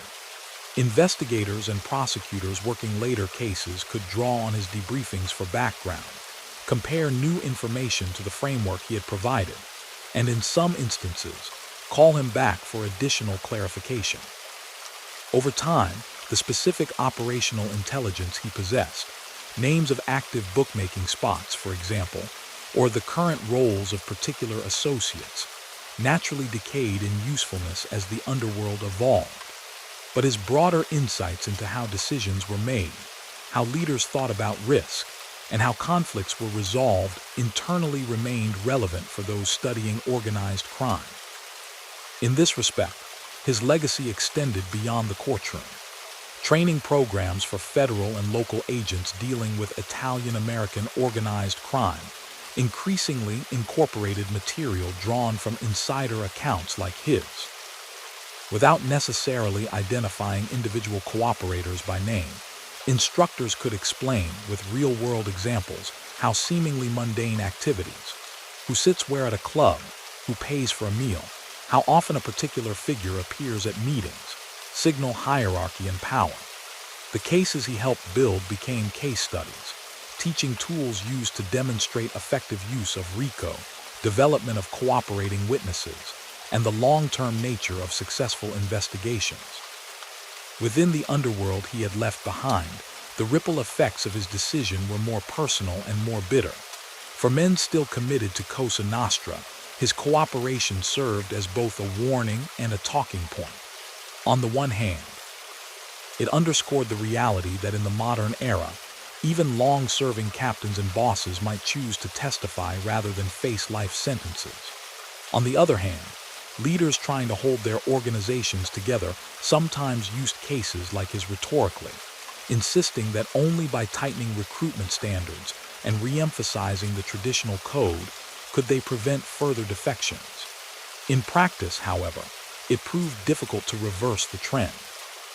The combination of harsh federal penalties and the availability of structured cooperation agreements had permanently altered the calculus for anyone facing serious racketeering charges. The social meaning of his turn toward the government was not limited to underworld circles.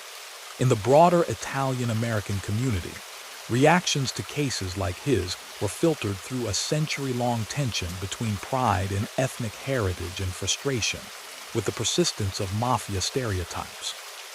Since the 1970s, organizations such as the Italian-American Civil Rights League, and other civic groups had worked to push back against media portrayals that conflated Italian identity with organized crime. At the same time, they could not deny that a subset of Italian Americans, men like Frank, had in fact played major roles in criminal organizations that bore Italian names and rituals. In this complicated landscape, his story functioned as a kind of negative example. Community leaders and educators who spoke to young audiences about the dangers of romanticizing the mafia could point to the trajectory of his life as evidence that the supposed glamour of the life led, almost inevitably, to prison, betrayal, or both. Law enforcement outreach in schools and community centers sometimes used anonymized profiles based on real cases. The boy from a working-class neighborhood, drawn to a sense of belonging and easy money, who ended up making choices that hurt others and ultimately faced the stark choice between dying in prison or testifying against former associates. While not every such profile was specifically modeled on him, the broad contours of his experience matched a pattern that outreach programs wanted to highlight. Academic researchers and journalists, for their part, gradually integrated his case into a larger body of work, documenting the decline of traditional American mafia structures. Books and long-form articles on the Bonanno family and the five families more generally began to include his name alongside those of more widely known figures. He was cited as one of several mid to high-level cooperators whose decisions in the late 1990s and early 2000s helped accelerate the unraveling of the old order. Rather than being portrayed as an outlier, he often appeared as part of a wave, a generation of men who had grown up under one set of assumptions about loyalty and consequence, only to find those assumptions unsustainable under modern federal prosecution. In these treatments, he was rarely the central character. That role typically fell to bosses like Massino or earlier figures like Joe Bonanno and Carmen Galante, but his testimony filled in crucial gaps. When authors reconstructed the 1981 ambush of the three captains or the 1999 killing of Siasia, they drew heavily on the trial records in which he had described those events. His matter-of-fact explanations of why and how internal decisions were made helped demystify the workings of organized crime, stripping away some of the mystique that had long surrounded mafia violence. The picture that emerged was not of shadowy geniuses, but of men operating within a self-contained culture, making ruthless decisions they justified as necessary for order and profit. At the same time, serious historians were careful not to treat his account, or any single cooperators, as infallible. They cross-checked his statements with other witnesses, with contemporaneous law enforcement documents, and with whatever independent evidence existed. In some instances, different insiders offered divergent interpretations of the same events, attributing decisions to different motives or emphasizing different personalities. In such cases, scholars acknowledged the uncertainty, recognizing that even those who were physically present at key moments saw them through their own lenses, shaped by personal loyalties, partial information, and the passage of time. Still, the broad outline of his career and cooperation is well supported. It illustrates, with unusual clarity, the ways in which individual choices intersect with structural changes. Had he been born a generation earlier, before the development of RICO and the Federal Witness Security Program, the cost-benefit analysis facing a man in his position would have been starkly different. Cooperation would have been nearly unthinkable, both because the state could not offer anything resembling long-term protection, and because the internal enforcement mechanisms of Cosa Nostra remained largely unquestioned. Had he been born a generation later, when Italian-American communities had more fully integrated into mainstream American life, and the social networks that once fed recruits to the mafia had weakened, he might never have encountered the same pressures and opportunities that led him to join in the first place. In the actual timeline of his life, he occupied a middle position. Coming of age in the 1950s and 1960s, He found the traditional structures of the mafia at their height, rituals intact, hierarchy stable, political and police corruption still offering some insulation from the law. By the time he reached the apex of his criminal career in the 1980s and 1990s, those structures were under sustained attack from a justice system that had learned, often painfully, how to pursue long-term, complex investigations. In his final, public role, as a cooperating witness in the early 2000s, he became one of the instruments through which that transformation was completed.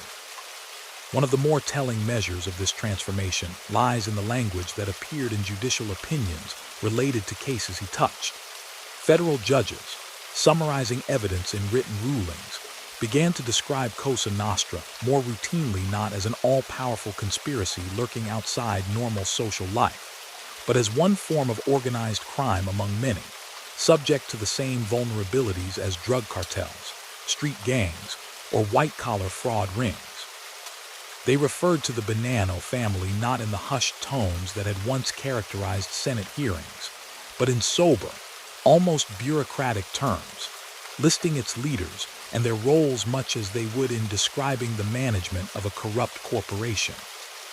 In some rulings, his testimony was specifically mentioned as part of the factual foundation supporting certain findings, where defense attorneys challenged aspects of the government's narrative. For example, contesting whether a particular murder was truly committed in furtherance of the racketeering enterprise. Judges sometimes cited his explanations of internal decision-making as persuasive. In this way, fragments of his voice, preserved in transcript form, entered the permanent fabric of American legal history, shaping how future courts would understand and discuss similar cases. Parallel to this legal and scholarly afterlife, the cultural portrayal of the mafia continued to evolve. Films and television series, which had once drawn primarily on the grand narratives of bosses and family dynasties, began incorporating more of the granular detail that cases like his had brought to light. Storylines about internal betrayals, cooperators entering witness protection, and the quiet unraveling of once feared organizations became more common. Although dramatized and fictionalized, these depictions often drew from real court transcripts and journalistic accounts, including episodes in which a long-serving insider like him chose to testify. His name, however, remained largely absent from the popular imagination. There were no major films centered on his life, no best-selling memoir with his face on the cover. In a sense, he returned, in public consciousness, to a position similar to the one he had occupied in his early criminal years, important within the world he inhabited, but not widely recognized outside it. Where he had once preferred anonymity out of a desire to avoid law enforcement attention, his later obscurity was born of different necessities: safety, the constraints of protection, and perhaps a reluctance to re-enter any kind of spotlight. That relative anonymity underscores a final irony in his trajectory. For most of his life, he operated in the shadows, both by choice and by design of the organization he served. When he finally did step forward and speak openly, it was under compulsion of legal jeopardy and within strictly controlled legal environments. Once that chapter closed, he did not seek to transform his notoriety into a new kind of public persona, as some other former mob figures did. Instead, he receded into the background again, leaving behind a paper trail of indictments, pleas, and testimony that others would mine, interpret, and debate. The last publicly available references to him in court and media archives place him as an aging man, his active role in legal proceedings concluded, living under conditions shaped by his cooperation. Beyond that point, the documentary record grows thin. There are hints, a passing mention in a later trial, an oblique reference in a parole or sentencing summary, but no comprehensive account of his daily life. For historians, journalists, and viewers of any documentary about him, this gap is a reminder of the limits of the historical record, especially when it concerns individuals whose later years are, by design, obscure. Yet even without detailed knowledge of his final decades, the core of his story is clear enough to draw meaningful conclusions. It is the story of a man whose personal choices intersected repeatedly with broader historical forces, migration and urban poverty, the rise and professionalization of organized crime, the expansion of federal power, and shifting community attitudes toward both law enforcement and the underworld. He was neither a mere pawn swept along by structural currents, nor an all-powerful mastermind directing history from behind the scenes. He was rather a participant, and in the end, a witness to a particular American subculture's ascent and decline. In tracing his arc from the tenements of mid-century New York to the controlled environments of federal witness protection, one can see the contours of that subculture's life cycle, where it once seemed self-sustaining, absorbing new recruits, passing down rituals and feeding off local economies.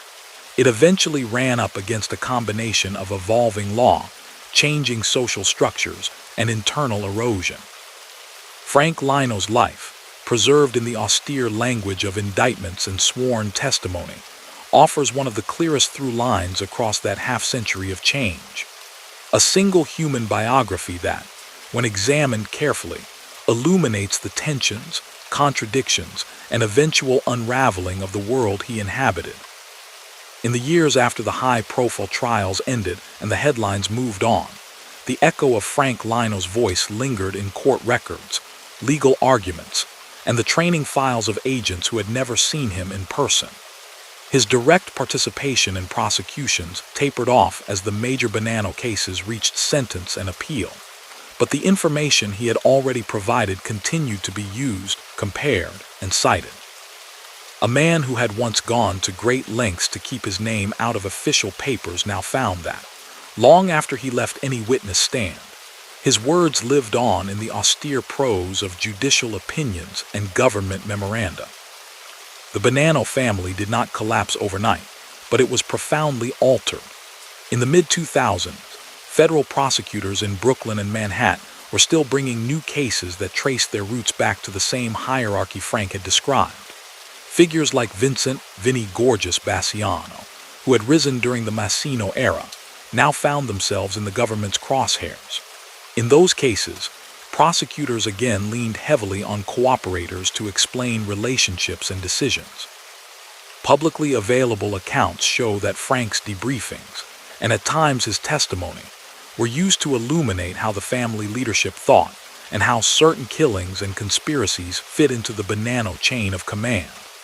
Even when he was not the star witness, his prior statements formed part of the evidentiary web that undercut defense claims of coincidence or misunderstanding. His cooperation also intersected with a broader legal shift that had been unfolding since the late 1980s, the normalization of the insider witness as a central tool in organized crime prosecutions. In earlier decades, the use of such testimony had been controversial and relatively rare. By the time he flipped, it was embedded in federal practice. Sentencing guidelines and provisions allowing judges to reduce penalties for substantial assistance created a formal structure around what had once been ad hoc bargains. Frank's case fit squarely into this framework. He had committed serious crimes over many years, but by entering a plea, accepting responsibility in open court, and helping secure convictions against higher-ranking figures, he became eligible for a sentence far below what the statutes would otherwise have required. That trade-off became a focal point in public and academic debates about justice. Critics argued that allowing men with lengthy criminal careers, including involvement in homicides, to receive reduced sentences undermined the moral authority of the courts and shortchanged victims' families. Supporters of the practice countered that without such agreements, organizations like the Bonanno Family could never be effectively dismantled. The code of silence would remain intact, and new crimes would flourish. Frank's trajectory encapsulated this tension. On one side stood the harm he had helped inflict as a capo, years of extortion, illegal gambling, and the enforcement of internal discipline through lethal means. On the other side stood the dismantling of a long-entrenched criminal structure, made possible in part because he chose to break with it. For the families of those whose names arose during his testimony, the results were mixed and painful. Some found a measure of closure in hearing an insider confirm what they had long suspected about how and why a loved one had been killed or had disappeared. Others felt an additional layer of bitterness, seeing a man they held partly responsible for their loss receive a reduced sentence because he aided the government. These responses rarely made it into the official record beyond an occasional statement at sentencing, but they formed part of the social reality surrounding cases like his.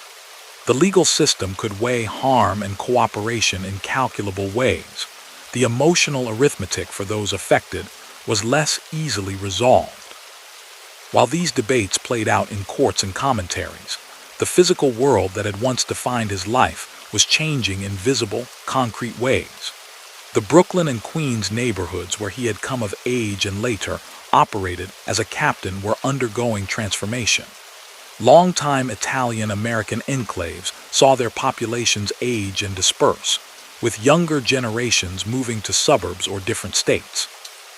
New immigrant communities arrived. Artists and professionals, drawn by relatively lower housing costs, began to gentrify areas that had once been synonymous with mob activity. Social clubs that had served as informal headquarters for Bonanno crews closed under law enforcement pressure, or simply faded away as their core clientele dwindled. In these altered streetscapes, the embeddedness of organized crime in everyday life, the sense that everyone knew who the local connected figures were, even if they pretended otherwise, weakened. Where Frank's generation had grown up seeing mafia influence as a constant, if shadowy, feature of neighborhood life, children coming of age in the 2000s and 2010s encountered it mostly as a media narrative. To the extent that they recognized the names Bonanno, Gambino, Genovese, Lucchese, or Colombo at all, it was often from television shows, films, or the occasional retrospective newspaper article. The lived reality of handing envelopes to a loan shark or nodding respectfully to a capo at the corner cafe had become less common. Popular culture both fed and reflected this shift. During the same years that the Bonanno hierarchy was being disassembled in courtrooms where Frank testified, American television audiences were captivated by fictionalized depictions of mob life, most notably in series that portrayed organized crime figures as complex, psychologically layered characters. These dramas drew loosely from real cases and from earlier cinematic traditions, but they were also products of a moment when the mafia, as an institution, no longer posed the same day-to-day threat to civic life that it had in the mid-20th century. In that sense, they were part of the long process of turning an active criminal subculture into a historical subject. The contrast between these dramatizations and the picture that emerged from Frank's testimony was stark. In transcripts and indictments, the world he described was not one of grandiose speeches or operatic showdowns, but of repetitive routines and calculated, often bureaucratic decisions, collecting weekly payments, resolving disputes over territory, agreeing on who would attend which meeting and where.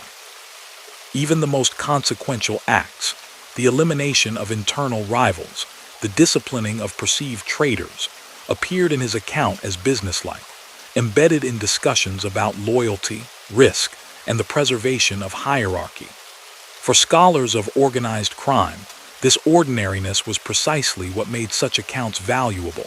They demystified a phenomenon that had long been obscured by myth-making. Criminologists examining his life used it as one example in broader studies of criminal careers and turning points. Theoretical frameworks that explored why some offenders desist from crime, while others persist found, in cases like his, a complex interplay of factors.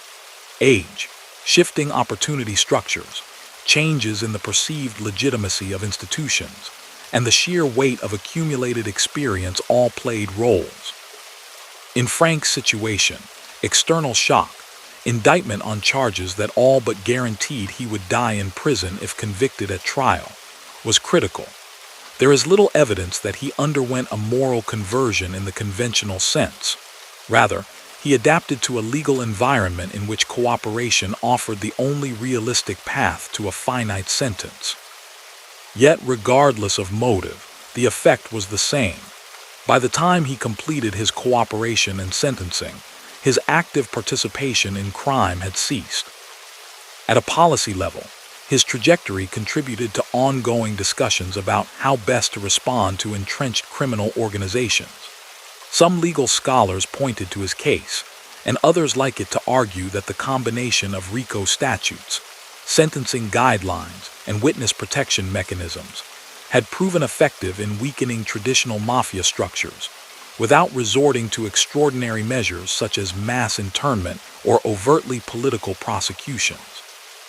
Others worried about over-reliance on insider testimony, warning that building cases too heavily on the words of self-interested cooperators could invite miscarriages of justice if not corroborated with independent evidence.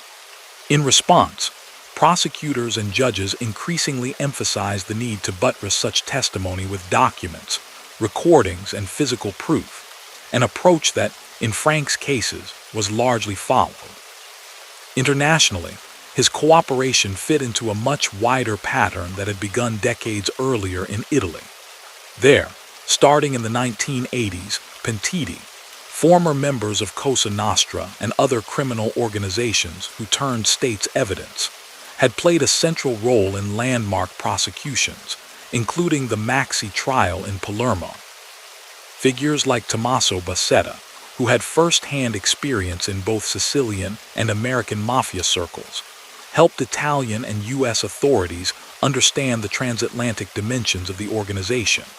By the time Frank sat down in a Brooklyn debriefing room, the idea of a repentant or cooperating mafioso was no longer unprecedented. It was part of a transnational strategy for confronting groups that prided themselves on absolute silence. His case, though, differed in important respects from those early Italian precedents. He did not present himself as a moral crusader against the mafia, as some Italian pentiti later did, nor did he become a public figure in anti-mafia campaigns. Instead, he followed the more typical American pattern. He cooperated primarily to mitigate his own legal exposure and then withdrew from view, leaving it to prosecutors, journalists, and scholars to frame the meaning of his choices. Nevertheless, when comparative studies of organized crime informants were written, his name sometimes appeared alongside those of more famous defectors, illustrating how the once rigid cultural prohibition against cooperation had eroded in both countries. In the long arc of Italian-American history, his life also spoke to themes far broader than organized crime. The generation into which he was born occupied a transitional space between immigrant insecurity and full assimilation. His parents and their peers had grown up in a world where ethnic prejudice was overt, and opportunities were sharply limited. Reliance on internal networks, including criminal ones, could seem like a rational adaptation to harsh conditions. By the time his children and grandchildren came of age, those structural barriers had weakened considerably. Italian Americans had achieved wide representation in politics, business, academia, and the professions.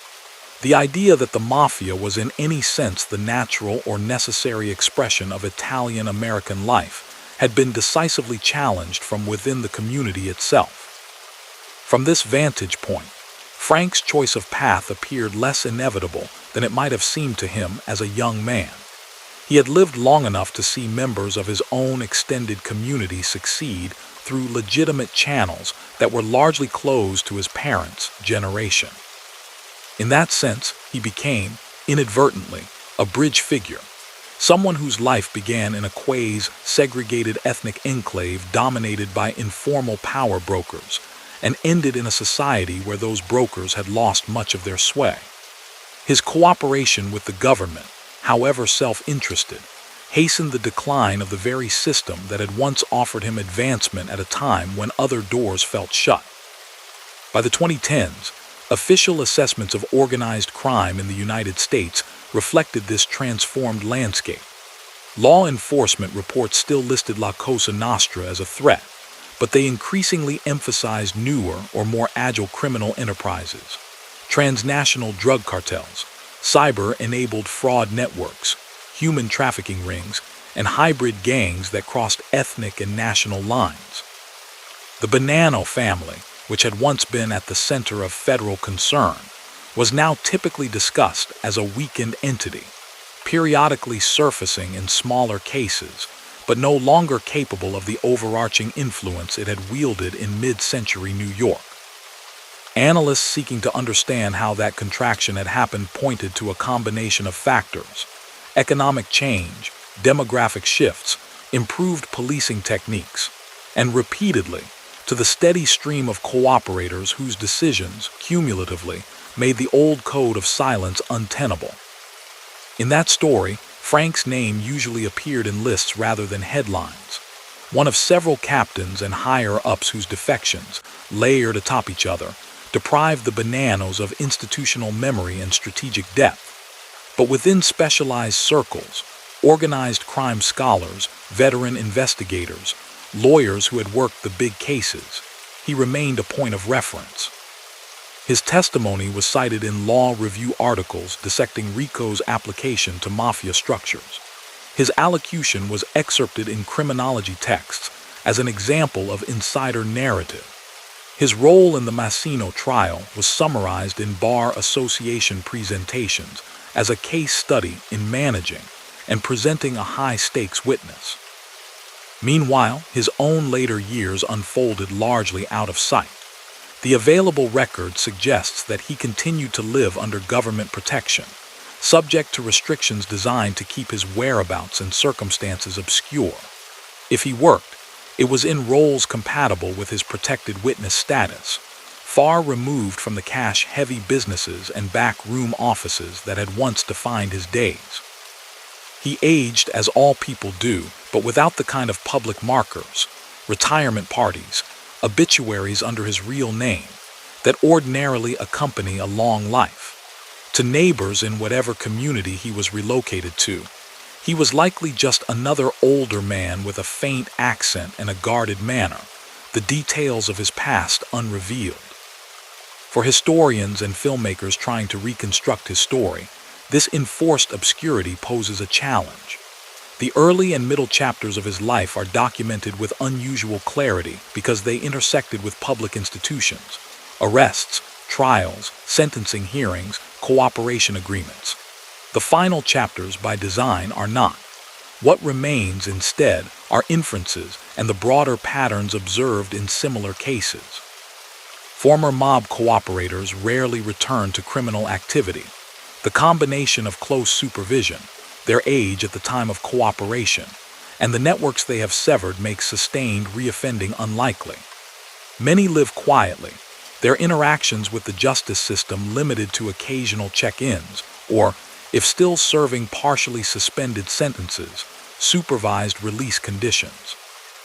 Yet even without detailed knowledge of his last decades, the arc of his life provides a coherent narrative thread through a critical period of American urban and legal history. His story connects the tenement streets of post-Depression New York to the sprawling federal court complexes of the early 21st century, linking micro-level decisions. A teenager running errands for older men, a capo agreeing to one more meeting, an aging defendant signing a cooperation agreement, with macro-level transformations in how society understands and confronts organized crime. In following that thread, one can see how the choices of a single individual both reflect and shape the world around him. By the time his name had faded from contemporary news coverage, the era he embodied was effectively over. The tight neighborhoods where everyone knew who the local boss was had given way to more fluid, anonymous urban life. The notion that a criminal organization could, for decades, tax whole communities through protection rackets and illegal gambling without sustained external challenge had been discredited, and the once unthinkable spectacle of high-ranking mafiosi testifying against each other had become, if not commonplace, then at least an established feature of the justice system. Frank Lino did not single-handedly bring about this transformation, but his life and decisions, first to embrace the Bonanno family, then to help expose it, offer a uniquely focused lens through which to understand it. In the end, the most enduring images of Frank Lino do not come from home movies or family albums.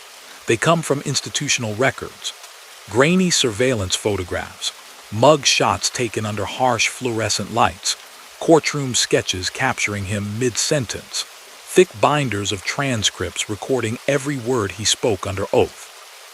As the years passed, and his physical presence receded into the quiet obscurity of protected witness life, those papers and recordings became the primary way that anyone outside a small circle of officials could encounter him.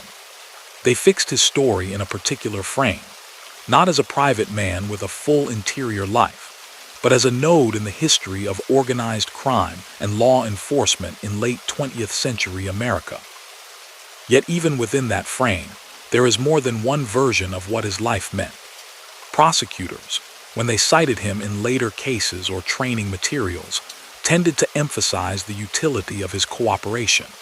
They pointed to him as evidence that no one in a criminal hierarchy was beyond the reach of federal law, that even a long-serving captain could be turned into a source of detailed intelligence.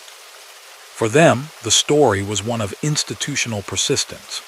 Decades of incremental work by investigators had finally produced a situation in which the code of silence could be breached not just at the margins but at the core. Defense lawyers and critics of cooperation agreements saw something different. In their telling, a man who had participated in serious crimes, including homicides, had managed to secure a more lenient sentence by shifting blame upward and aligning himself with the government at the 11th hour. Appeals in cases connected to his testimony routinely challenged his credibility, arguing that someone with so much to gain could not be fully trusted, however calmly he answered questions on the stand. Although appellate courts generally upheld the verdicts in which he had testified, finding that his accounts were sufficiently corroborated, these objections kept alive a broader unease about relying so heavily on insiders to unravel criminal organizations. Within Italian-American communities, reactions were similarly divided and often quieter, expressed in conversations rather than op-eds. For some older residents who remembered the days when men like him walked the neighborhood with impunity, there was a sense of grim vindication in watching the state assert itself. They had long understood, firsthand, the pressure of protection payments and the danger of crossing the wrong people. For others, especially those who had grown up steeped in a cultural rhetoric that equated silence with honor and cooperation with betrayal, his choice to testify remained difficult to accept, even if they did not condone his earlier crimes. They could see, at a practical level, why he had done it. Emotionally, it still cut against a deeply ingrained idea of what it meant to keep one's word. Historians and sociologists, coming to his case with more distance, tended to fold his story into larger patterns. They noted that his decision to cooperate was not an isolated event, but part of a wave of defections from the Bonanno family and the other New York families in the 1980s, 1990s, and early 2000s. When set alongside figures like Salvatore Vito, Sammy Gravano, and others, he appeared as one example among many of a powerful trend: the erosion of omerta under sustained institutional pressure. Scholarly work often emphasized structure over personality, treating his cooperation less as a purely individual moral drama and more as the predictable outcome of intersecting forces. RICO, long sentences, witness protection, acting on men who had reached a certain age and status. Crucially, those same scholars were careful to insist that insider narratives needed to be read critically. Memory is fallible. Self-presentation, especially when one is bargaining for reduced punishment, can be strategic. In reconstructing episodes like the 1981 ambush of the three captains or the 1999 killing of Gerlando Ciacia, they cross-checked his testimony with that of other witnesses, with contemporaneous investigative reports, and with whatever physical evidence existed. Where accounts converged, confidence grew. Where they diverged, historians documented the uncertainty. In this way, his voice became one important thread in a tapestry rather than the sole authoritative account. Seen against this wider backdrop, the life that had once seemed from inside the Bonanno world, intensely local and bounded now, appears as a kind of hinge between eras. When Frank was a child in the 1940s, Italian-American organized crime in New York still had something of a closed, old-world character, family-centered, neighborhood-bound, operating in a city where significant portions of the mainstream economy were effectively inaccessible to people with his background. By the time he entered his prime as a capo in the 1970s and 1980s, that world was already in transition. The five families had formalized their structures, businesses were more sophisticated, and the reach of the organization extended into unions, construction, and beyond. When he finally sat down with federal agents in the early 2000s, he was looking back over a landscape that had been changed nearly beyond recognition by globalization, suburbanization, and the expansion of lawful opportunity. The physical transformation of his old neighborhoods made this temporal shift visible. Streets that had once been dominated by Italian-language storefronts and social clubs now hosted an eclectic mix of restaurants, boutiques, and chain stores. New immigrant groups and younger professionals moved into blocks where, decades earlier, everyone had known which doorway led to a back room where decisions were made. Police officials who had once maintained informal lists of known associates for each area now devoted more of their attention to different problems. Drug markets supplied by international cartels, fraud schemes executed over the internet, decentralized gangs with loose ties to any single territory. In this new environment, the Bonanno family and its peers no longer occupied the central position in public anxiety that they had held in mid-century New York. Law enforcement threat assessments still cataloged their remaining activities: extortion attempts, gambling operations, small-scale rackets, but increasingly as one category among many. The long arc of prosecutions in which Frank had played a part helped explain why. The organizational memory of the families had been repeatedly disrupted. Every major trial removed not only individuals, but also the experience and relationships they had accumulated. Younger members, coming of age without the same insulated neighborhoods, and with a keen awareness of how many high-ranking men had become informants, were less likely to treat the code of silence as absolute. For those trying to draw lessons from his life, the temptation to impose a simple moral, crime doesn't pay, loyalty is an illusion, or cooperation is the only rational choice, runs up against the complexity of his story. For nearly half a century, crime did pay for him in a narrow sense. He derived status, income, and a sense of belonging from his role in the Bonanno family. The costs for long stretches of time were borne more heavily by others.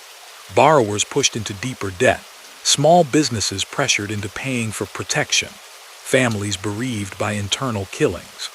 Only later, when federal law had sharpened its tools and the patience of investigators had paid off, did those costs rebound onto him in the form of long indictments and the prospect of life in prison.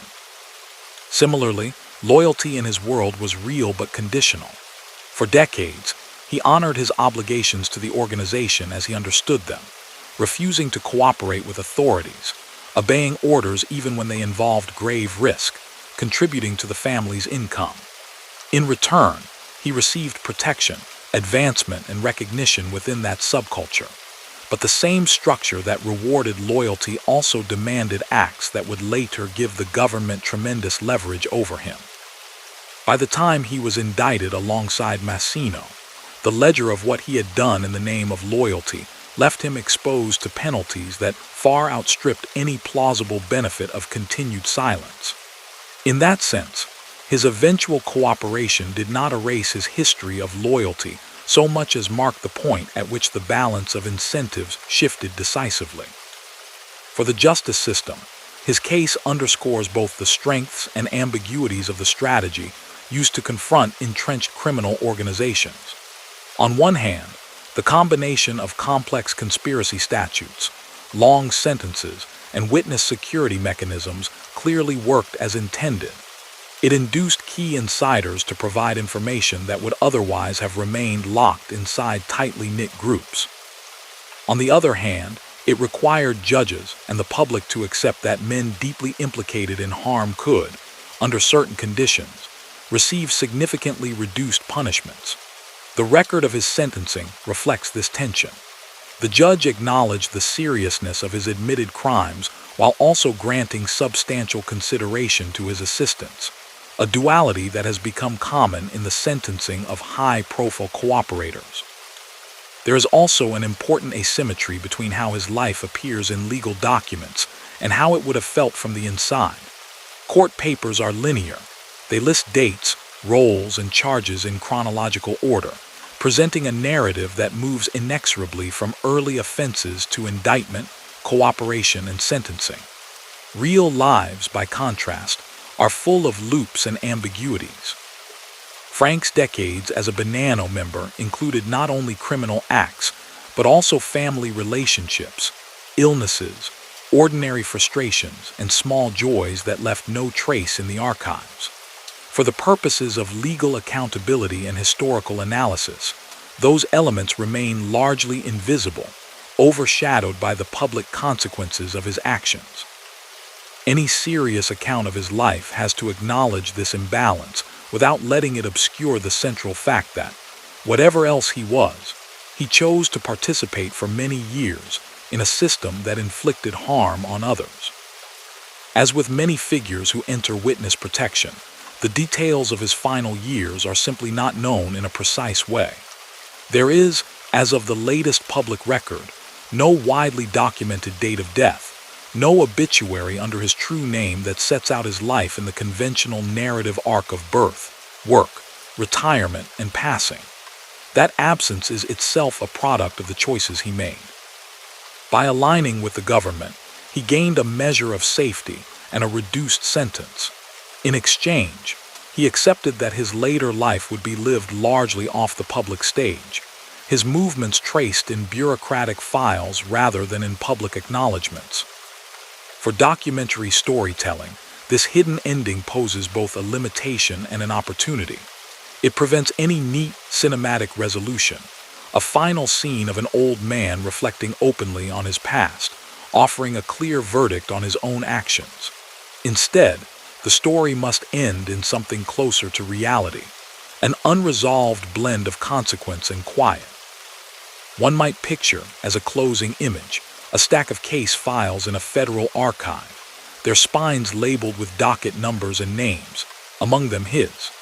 Next to them, perhaps, news clippings from the height of the mafia's influence in New York, photographs of streets where he once walked. Outside, in those same neighborhoods today, people go about their lives with little awareness that, half a century earlier, this was contested ground in an unwritten war over who held power. If the narrative returns, finally, to that moment with which it began, the older man stepping out of a government car, flanked by marshals, facing cameras and shouted questions, the scene carries a different weight than it did at the outset. Now it is laden with the full knowledge of what brought him there. A childhood in insular neighborhoods, a long climb through the ranks of the Bonanno family, participation in decisions that cost others dearly, years in prison, and at the end, a calculated choice to trade silence for testimony. It is not a hero's entrance, nor quite a villain's walk of shame. It is, instead, the visible surface of a much larger story about an era when private codes and public law collided, and when men who once believed themselves beyond accountability found that even the most tightly held secrets could, in time, be spoken aloud. For viewers or readers encountering his life now, long after the last major Bonanno trial concluded, the value of that story lies less in the particulars of one man's trajectory than in what it reveals about the society around him. It illuminates how economic marginalization and ethnic solidarity can create fertile ground for criminal organizations, how those organizations can embed themselves in everyday life, and how the state can, over many years, develop methods capable of challenging them without relinquishing legal principles. It also serves as a caution against romanticizing the underworld. Stripped of the gloss that popular culture sometimes applies, the world Frank inhabited was one of routine coercion, calculated violence, and persistent fear, sustained by a code that promised honor but often delivered isolation and betrayal. In the final analysis, Frank Lino stands as both a product and an agent of his times.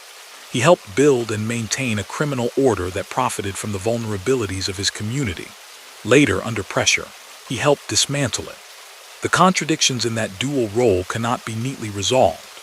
They can only be laid out as the historical record allows, and examined for what they tell us about the tangled relationship between loyalty and survival, power and law, myth and reality. The man who once tried so hard to remain unseen ended up, in the words he gave under oath, offering one of the clearest windows into a world that is now, for the most part, gone.